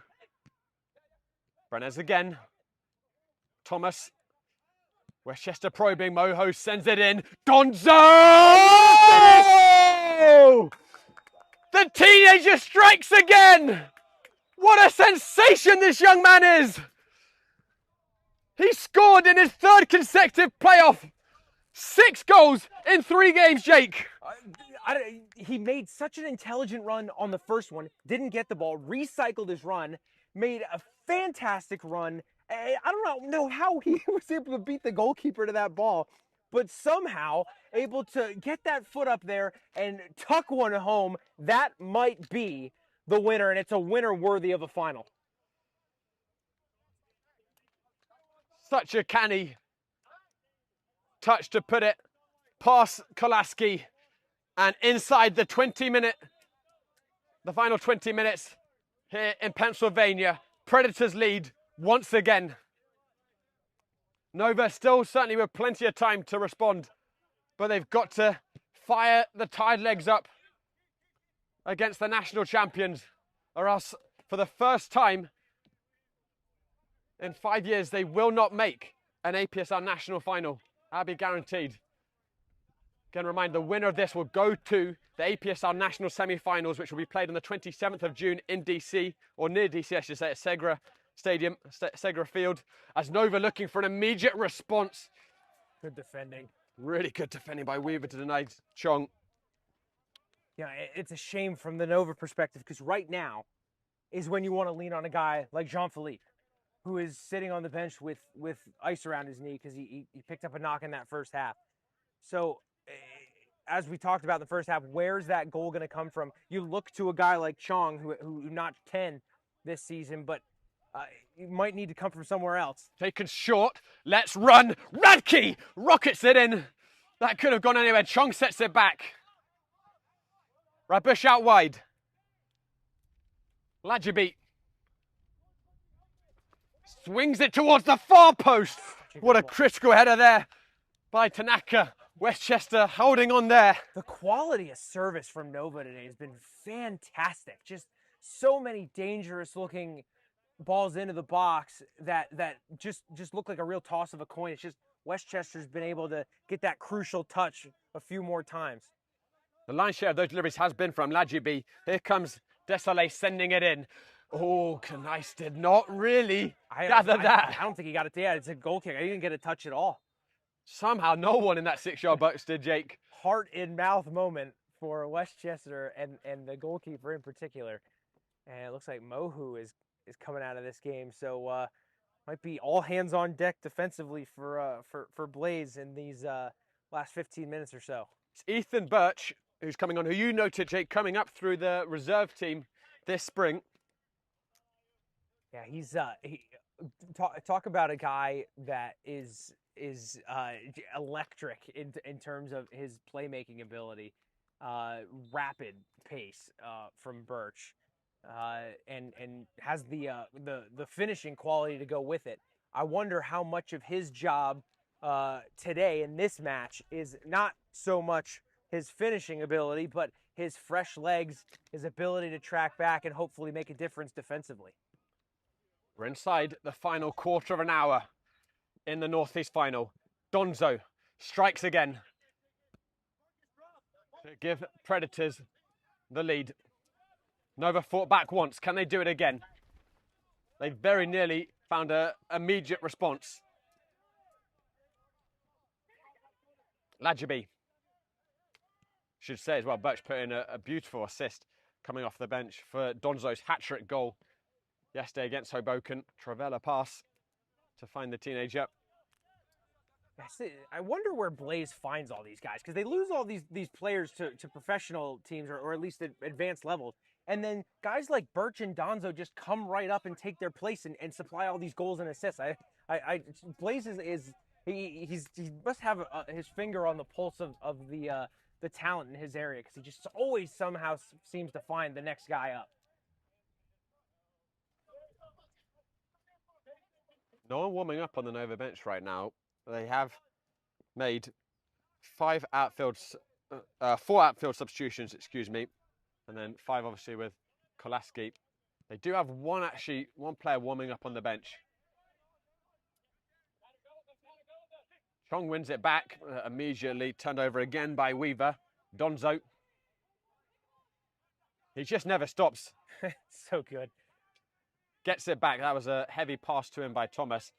We talk about the minutes on these guys' leg. Donzo looks like he just came off the bench. He just looks fresh as ever. Oh, to be 19 again, Jake. Yeah, right. That helps. I think maybe I could manage half of one of Donzo's sprints, and right. I would be out for at least 20 you'd have minutes. To put me in the hospital. Ridge Robinson, talking about stamina, the veteran, still with lots of spunk in the engine. Birch, corner kick for Westchester, and this is a lot about games management too, isn't it, Jake? Can they take some of the heat out of the game, not weather-wise perhaps, but in terms of the action, or can they just find that cushion to put it beyond doubt? And I'm not going to lie, I'm not used to seeing games this close with Westchester, but typically the ethos is, let's just go get another one. I can bet they aren't really going to sit and drop in and try and park that metaphorical bus. It's going to be, can we get that second one, increase the cushion, and then we don't have to have a nail biter towards the end of this match. Nova have left 2 forwards up on the halfway line. Headed clear by Radke. Miller. Robinson went down very easily there. And Nova are going to look to break. Look at that for a run back from Jake Weaver. Who else? That guy is incredible back there. As good as Ridge Robinson is up front, that's how important Weaver is to that back line. It's just so much experience, so much athleticism, and not half bad on the ball to boot. Should also note that Jake Weaver now is approaching 170 minutes in the last 18 or so hours. He was not subbed off yesterday against Hoboken. Here's Donzo, still in the mood for more. It's crazy you bet your house on him beating the first one. Can the second guy get on the 50-50 ball created by him beating that first guy? That's the only real way to contain him, it seems. The self-belief of Donzo as well is so impressive, because when you actually look at his attacking plays, I think at least 50% of those break down. Like there, he did a good scissor, but the second touch was heavy. But he just doesn't let his head drop. He's just straight back at it. Goldfish memory. And that is as important for a top forward player, isn't it? Because you're going to have tons of errors, tons of nearlies. And it's about being able to be bulletproof in mentality. And he just looks absolutely invulnerable in that respect at the moment, Donzo. And perhaps, again, that's also the youth for part two. Right, yeah. I think one of the main criticisms of the club game is it kind of beats out that individuality, into here's how this club plays and here's how you have to play to fit into this system. And then when you have a guy like Donzo who wasn't in the system, he's just got all that spontaneity, that self-belief, that confidence to be able to do special things. And we've seen it here today. That in the intelligence of that run that he made, and then again, just kind of the improvisation to tuck that one home with that awkward ball is the reason Westchester's in front, and maybe the reason why they end up winning it.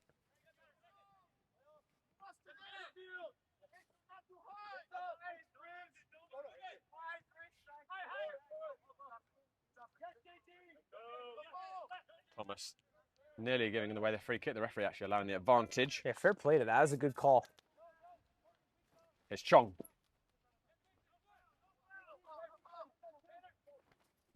Rabush floats it in. Tanaka meets it first. Radke. This is when I think Westchester's at their most vulnerable. They're sitting too deep. And the referee is going to give the foul against Ethan Birch. This is a good position for a cross, probably just out of the shooting range. Unless, of course, you're Jordan Savage, who I think is about to be introduced. Scored a marvellous free kick yesterday.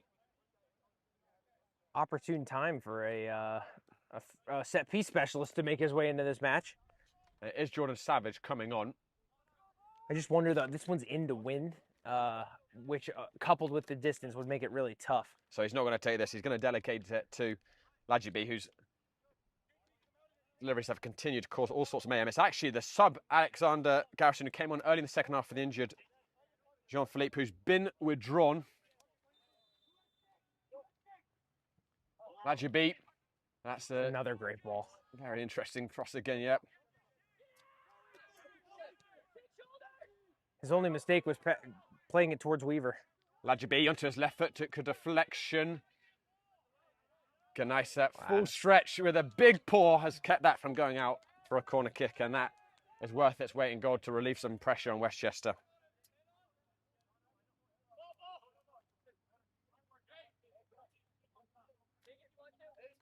I was a goalkeeper, so I always kind of laugh when goalkeepers will do that. But as a field player, it must just be so frustrating when you're chasing a game and then the goalkeeper's walking across his box with the ball at his feet, able to pick it up as soon as you get anywhere close.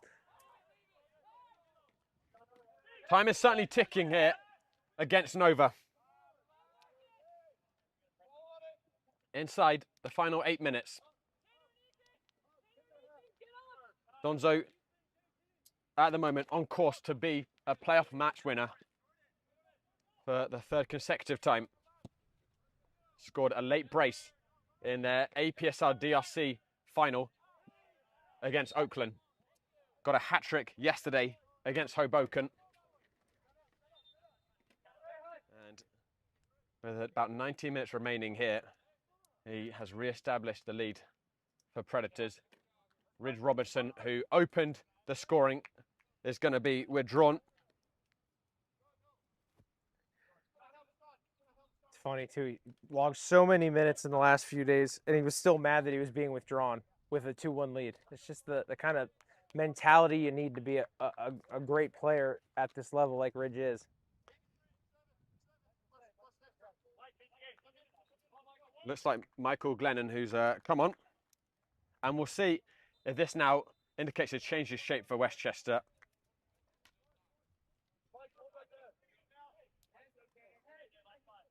Brett Linger.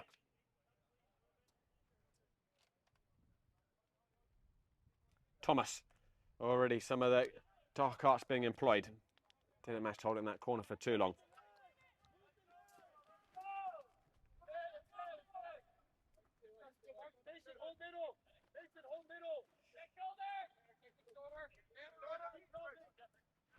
Going up towards Chong. That's far too close to Gneiss.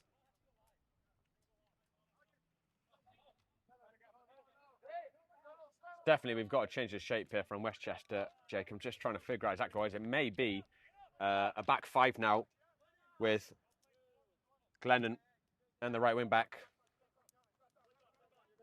It's an interesting one because Brentlinger's kind of tucked in and dropped a bit from where we're used to seeing him. But I also don't know if it might just be a more compact version of what they normally play. Look out, Birch took that one. Ethan Birch. Here he comes again. It's Donzo! Was it ever in doubt? Finish from the young lad. This man simply cannot be stopped. Funzia Donzo surely seals the APSL Northeast Championship for Westchester Predators and a ticket to the national finals later in June, where the Predators will continue their defense of their title.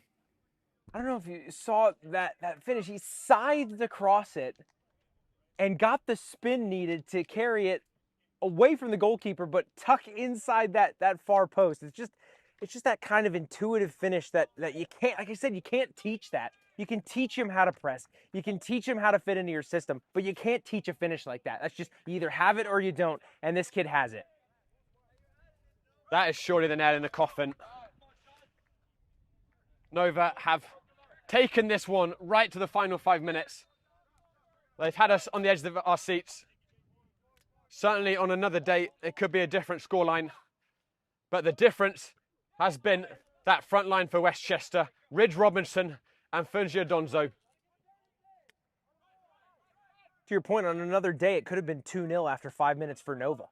I think Westchester got a bit lucky.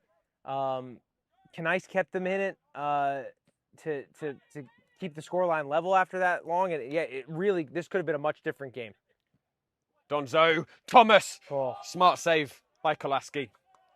Don't bet against Donzo completing the hat-trick here, Jake. Yeah, I was going to say there's still time, right? Any time on the clock with how dynamic that kid is. I wouldn't bet against him. I tell you what, at this rate, Westchester are going to be lucky if Donzo's available in 2 weeks for the national finals. I hope Union are watching. Yeah, right.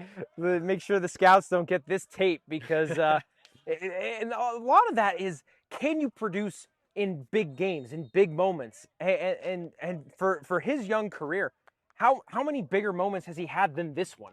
This is probably the biggest game of his young career, and he's only gone and gotten a brace. I'm not going to say just a brace because there's still time, but he's already got a brace. Lovely first touch by Filer. Glennon sticking to him like glue. It's kept alive. Well by Argutov, excuse me. Throw in for Nova. If there's any chance for them, they've got to find a goal now, you'd feel. Give themselves slim chances. Yeah, there should be a little bit of stoppage time because we had the hydration break, but they need one sharpish.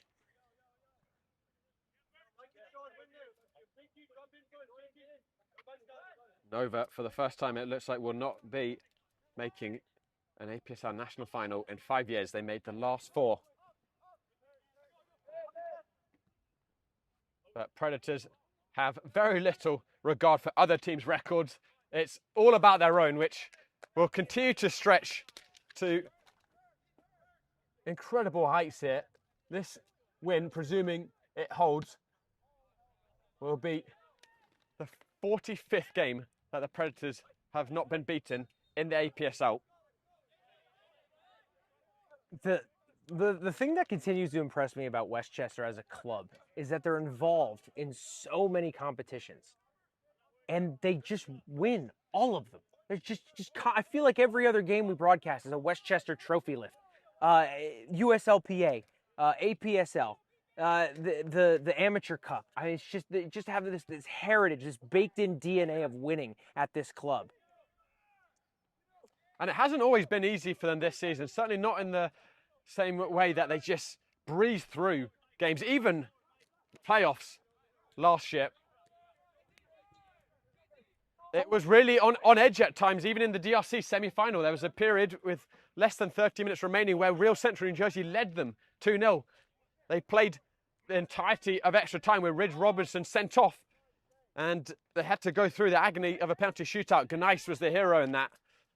And Hoboken gave them a really good run for their money yesterday. But Westchester, as champions do, have found a way. It's almost more impressive because of all those players they lost. Of course, they were going to have a good season when you have several players that end up going pro, right? Obviously, you're gonna run over a lot of the teams. Oh, just hang on. That's just outrageous by Donzo. Fair play from the Nova player. Just not enough. You know, like no more. I'll take the yellow. You don't get to keep doing this to me. You know, I'll just yank your shirt and you can have a seat. That is the first yellow of the final. Right, as we tick into stoppage time. It's really fun to watch Westchester because how clinical they are and how just like we said how efficient they are at scoring. They're not a dirty team. They have so many rivalries in the Philadelphia region, and none of them are dirty. None of them turn into a card fest. It's the referees, for the most part, have a pretty easy day when Westchester plays, and that makes them all the better to watch. It's taken short, the free kick. Thomas, Westchester, I think, is just going to throw a caution to the wind, try and get some time off the clock, and that's exactly what the doctor ordered. So another free kick for Westchester. Well, love the shrug of the shoulders from the referee. Like, what do you want me to do? You fouled him.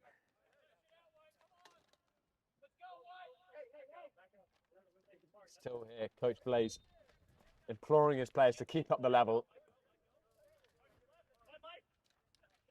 Thomas. He's driven there in. I'm not sure.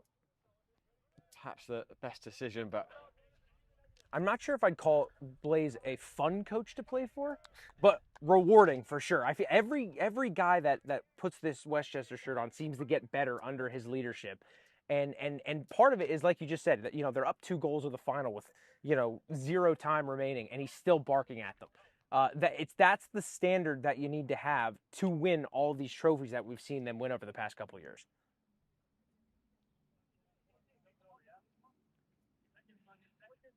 So now the question will be, what can the new conferences of the APSL conjure up in the Final Four? Which, again, a reminder, guys, we will be streaming that on Game of Frame. We're going to have the semi-finals on the 27th and then the final on the 28th. Not 100% sure on the timings of that, but I imagine it'll be pretty similar to what we've had this weekend.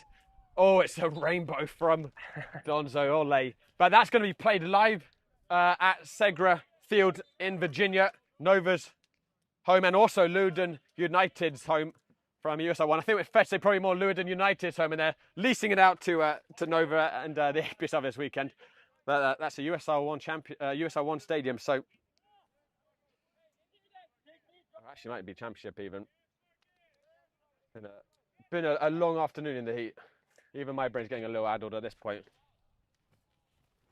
But who from those conferences? And it's really unknown, isn't it, Jake? We haven't seen them. We've got no idea what the level's going to be. That's why I'm so excited to be down there for it, because there's not much exposure to those other conferences when you're up here. Of course, like, we get the benefit of seeing the level in New York. You guys get the benefit of seeing us down here in the Delaware River Conference.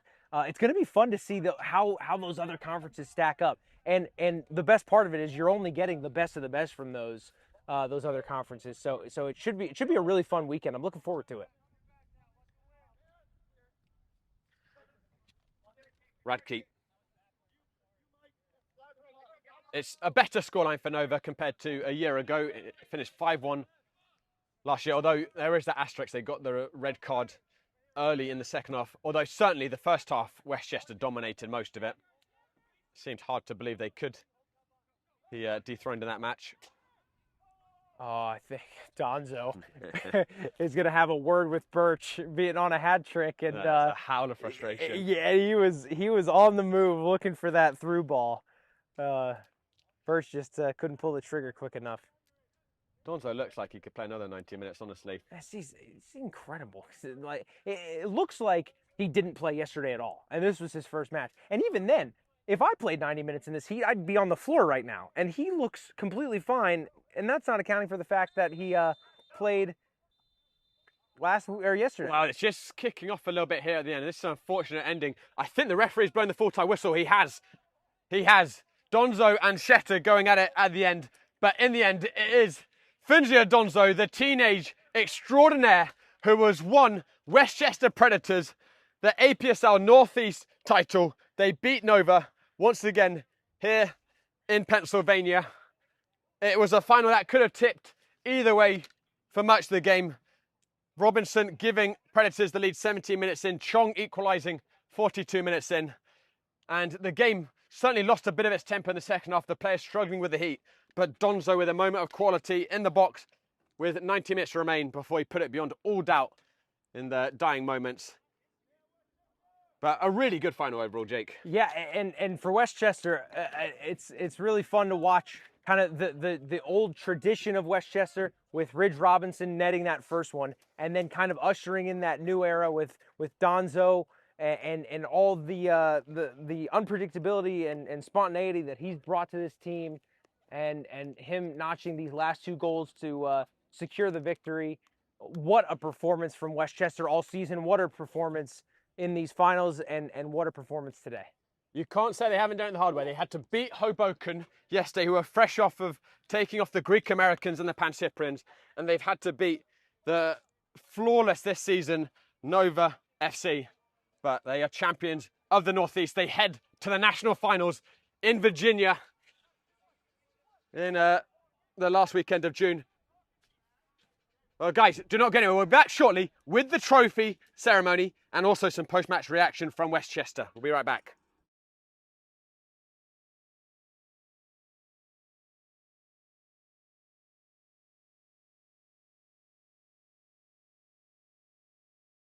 From soccer fields across the USA to the legendary stadiums of Spain and Portugal, for 40 years, Petrobax has been the go-to expert for group travel to Spain and Portugal. We organize soccer group trips from start to finish, flights, hotels, transportation, and guided tours, all perfectly coordinated by our experienced team. Your trip can include attending La Liga and Portuguese Primeira Liga games, matches against local teams, pro training sessions, and even tournaments. As true experts in Spain and Portugal, we'll ensure you also experience the rich history, vibrant culture, and incredible food these countries are famous for. Celebrating 40 years of crafting unforgettable journeys to Spain and Portugal. Petrobax, your team, your passion, your trip to Spain and Portugal starts here. My name is Austin Brummett. I'm a men's soccer player at San Diego State University, and I play forward. The salt air case helps block odor from my cleats when I'm driving in my car or when I'm keeping my cleats inside my house, so I don't have to worry about it stinking up my room. It helps me keep track of my cleats and my shin guards, so I know that they're together, and I don't have to worry about tracking them down or losing them or stressing out about where they are. I would definitely rock this, walking to the games, walking around to my trainings. And it's super helpful for travel. When I travel in the airport to go to away games, it's not going to stink up my backpack or stink up the plane where I'm sitting. Magnetic strip on the top is super easy to open to take my cleats out and to put my cleats back in. I think it's an essential part of my outfit for soccer, and it helps keep all my stuff organized and stink-free.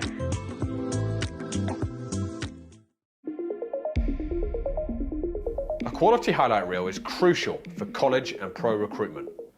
A lot of services offer generic solutions, but at Game & Frame we know every player is unique and needs a personalised approach to win over coaches. Our process is simple. We work with any footage, and if you need help finding your best plays, we'll review games for you. Once we've finished, you'll have a reel you can upload to any recruitment platform. We've helped hundreds of players get the attention they deserve, including placements in Division 1 programs. Scan the QR code or email us for a free consultation and start the journey to maximize your recruitment potential.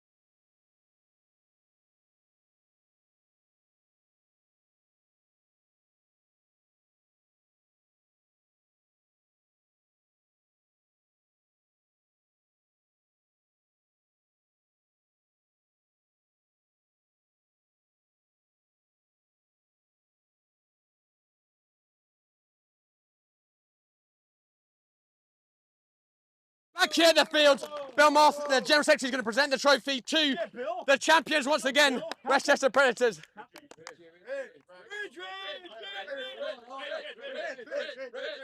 Ridge Robinson, the veteran, the legend, the national top scorer, will lift the Northeast champion for Westchester Predators. Great season and a great run, and we look forward to seeing you in Nationals in 2 weeks. Yes, thank you, Bill. Looking forward to this Westchester Predators are Northeast champions, and they are coming for the national once again. Virginia in 2 weeks.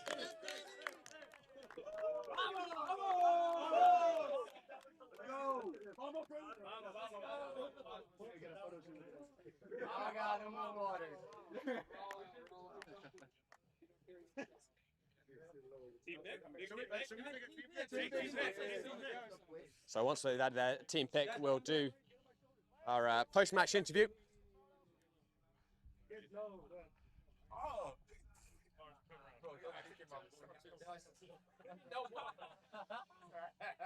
Alrighty, 3, 2, 1. Let's go! Let's go! Own this shit! 56 unbeaten, 56 straight unbeaten. That's fucking amazing. All right, please. Yeah, go talk your shit on that other All right, let's get the PG. Let's get PG language. Yeah, and then afterwards we'll talk to Ridge definitely, and Donzo we're gonna have to start paying appearance fees for if we get him on another interview. So You gotta talk to his fucking agent. yeah, we're gonna talk to his agent now. Let's just start paying appearance fees. Let's just come a little closer. Jake, do you want to come in too? Yeah. You can ask us too. What's up, bro? How are you? How was the call? Good. Yeah, it's good. Blaze, congratulations. You guys have done it again against Nova. It's always a tight battle. Just to describe how difficult is this weekend. Hoboken yesterday, Nova today, hot conditions, attritional games. Yeah, well, you know, look, we play a lot of games throughout the year. I mean, our Delaware Conference was 22 matches. And, of course, we were unbeaten in that with 20 wins and two draws. But, you know, it's been a good 20-month run in the league. You know, I think we've shown that, you know, we're the team to beat.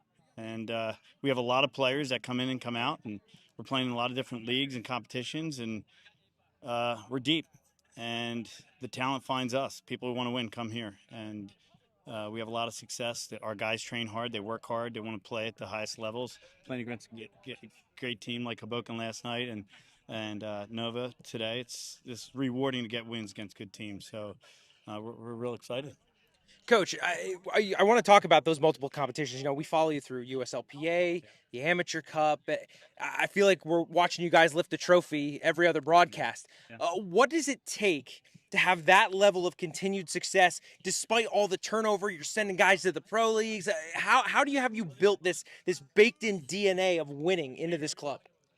I mean, it takes a really good kick guy, a lot of laundry, and a lot of soap, you know, twice a week, you know, trying to beat everybody at 6 a.m. to the laundromat. Like that's what it is. But no, we have a lot of players, and kids want to come here because like from last year we turned 12 pros. Like, so more kids want to come here. And but we have a lot of guys that play a lot of matches together, so it's unmatched. A lot of our teams that we play against are only playing maybe 20 times a year. Well, we're playing together 50 times a year. I mean, one of the kids that was a star here last year, Dylan Lacey, he played 50 games with us, and he needed the games because he needed to grow up, just like Foncia Donzo this year. Foncia is going to be a pro, and he could be signed in the next 2 or 3 weeks. The bottom line is him being around the guys like Ridge and Marcus Brennis and our leadership, August. Him being around the older guys is making him grow up quicker. He's maturing. He's starting to play good D. He's starting to defend. He's an unbelievable attacking presence and never gets scared to running at goal. So, like, I don't know. It's a lot of work, and but it's like it kind of breeds itself. Our thing is talent develops talent, and, you know, wins develops more wins. And, you know, we're deep. We're really deep. We're 160 college players right now, and plus 40 guys that are full season. So we got a big group.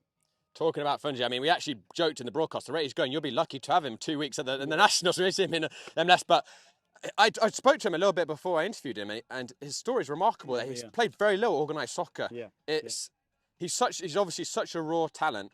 What you've spoken about all his strengths, and they're very obvious for everyone. What have been the number one things you've had to working him with? And also, how do you keep a talent like that from losing his head, from getting too big for his boots? Because he is such a good player. So we give him a little bit at a time. He'll play full 90. He'll have 2 or 3 goals. The next game, he's coming off the bench. We want him to watch a game. You know, we brought him up to Vermont, and we didn't start him. He could have started. He had a good game right before that. But we just give him a little bit at a time. Like, he'll take 2 steps forwards and maybe a step back. Sometimes 2 steps back, you know. But we just try to be positive, and we want to develop him. His story is so unique.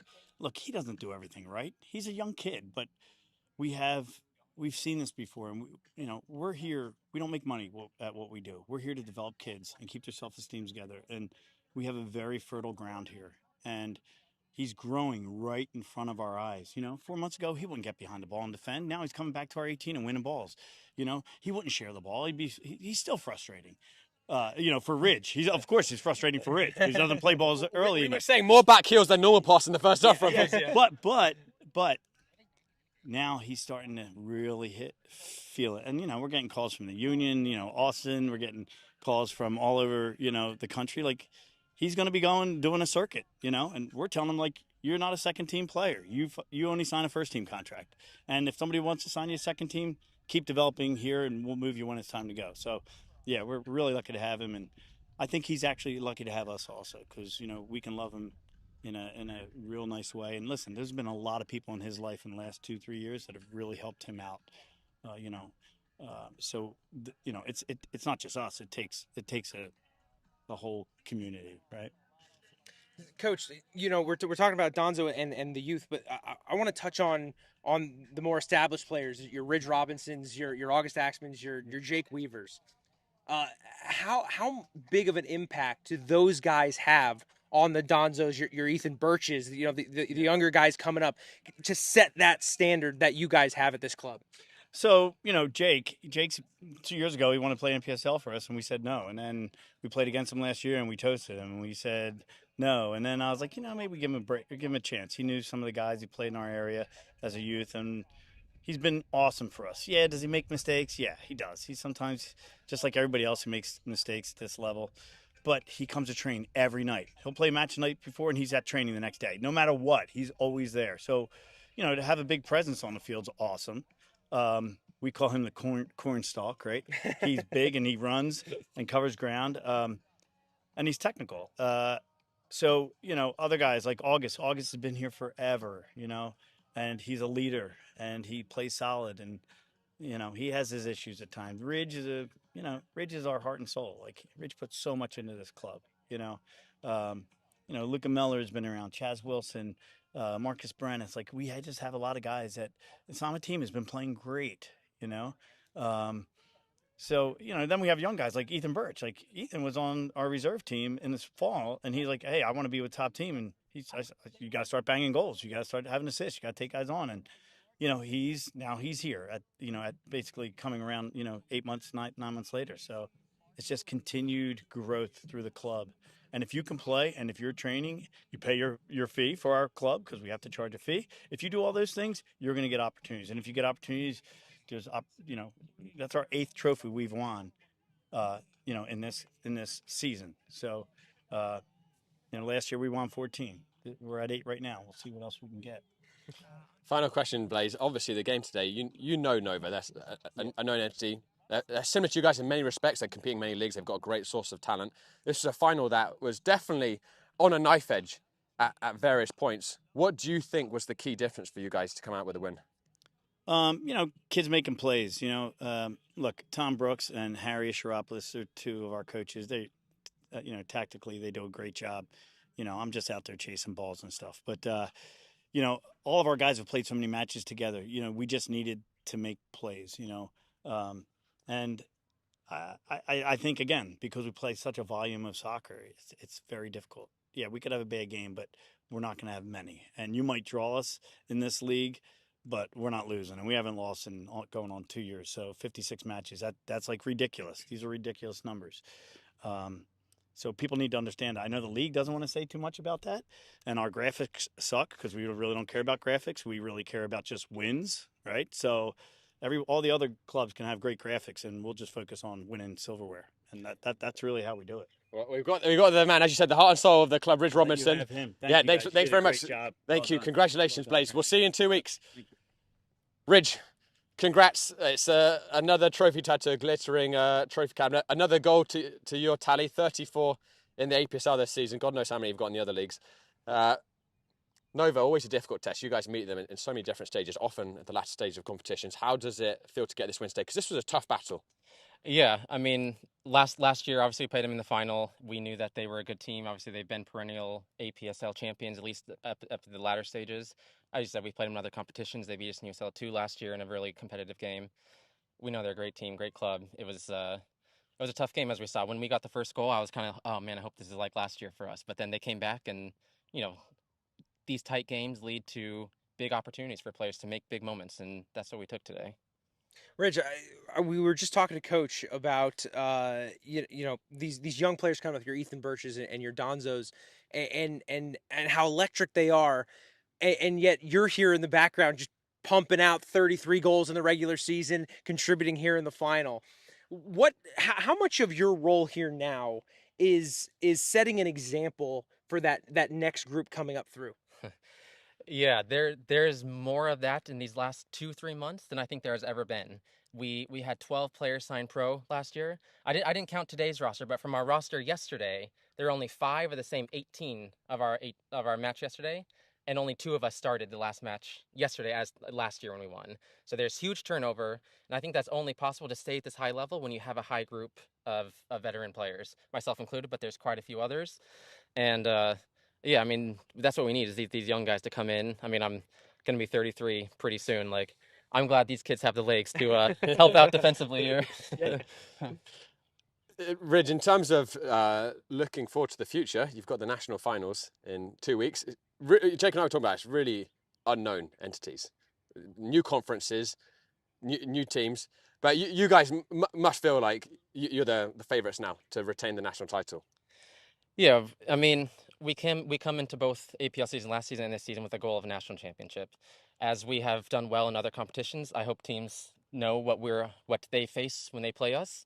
And like you said, there's gonna be film on these other teams. We hope to play competitive teams. I mean, it's always better when you beat top teams, and whether they're good, whether they're really good, or whatever. We can't wait to play these games and win it on the field. You guys have had a tougher time this spring. As you partly mentioned, there's been so much transition in the personnel. You know, last year there was, and again, your stats were still astonishing. You're unbeaten since September 2024 in the APSL. But where a year ago you may be winning games by 5 or 6 goals, now it's been closer. Wirral Central took you to the finish line in the semi-final. Hoboken, were really spirited in that second half. Have Westchester had to show a different kind of mettle opposed to last year, where a lot of these games, honestly, you'd basically won them at half time? We have definitely had a bit of a game plan change here, and it's been enforced, as you said. We've had a different crew of guys, but there's lots of ways to win the match, and at the end of the day, that's all we care about. We have a certain style. We play downhill soccer. We try to press hard, and luckily we have a good group of players that continually turns talent over and over each year. And so you're right, it's a different thing here, but here we are again winning, and I hope that continues. I asked Blaze this question. I want to get your take. We cover you guys in USLPA, the Amateur Cup, and all these competitions where you're just lifting trophies left, right, and center. How is it that this club has come to have this like baked in DNA of just winning, no matter what, no matter who goes pro and who's left, just quality players coming up through and just winning trophies? How have you maintained that standard?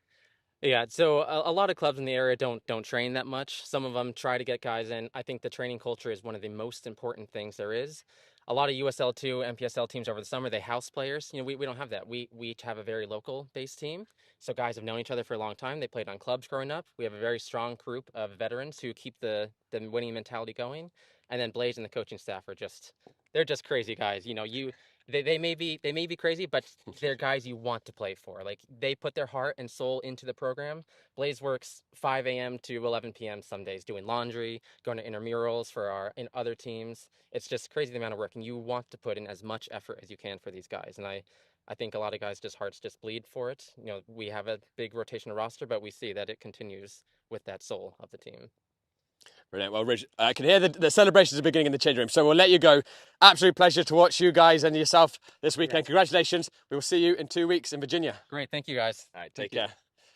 All right, guys. Well, that's the end of the Northeast finals in the APSL.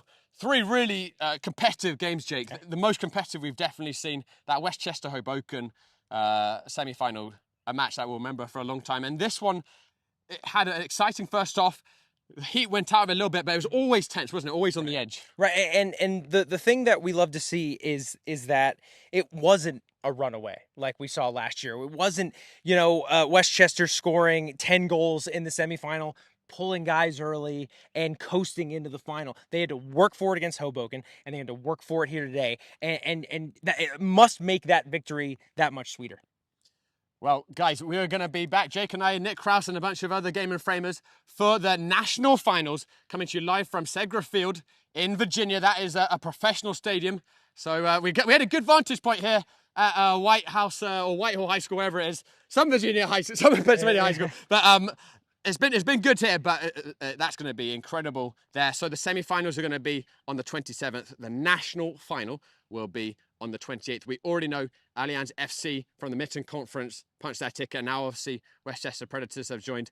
But a big thank you to the APSL for bringing us down this weekend. Thanks to all the teams for putting on a great spectacle. Thanks for Nick Krause for doing great work behind the camera. Maybe the best Game and Frame live stream we've ever produced this weekend in terms of look everything. Jake, you've been here so long, your hat is getting, have a look at that. I need a new ball cap, It is a new ball cap. Yeah. That's not just sun, that's some dust there, Jake. Right, yeah, You've been in the mud, so I appreciate Right. all your work as always. Yeah. Pleasure being on there with you. Yeah, pleasure with our fearless leader, Josh, for organizing all of this and getting us out to watch some great games like we saw today. Who needs the World Cup when you've got this, eh, guys? Yeah. Just joking, just joking. We'll be all tuning in right after. But guys, thanks so much for tuning in. Enjoy the World Cup games the rest of the day. This is Josh Pratt, Jake Gillespie, Nick Krause signing off from Pennsylvania. Enjoy the rest of your Sundays.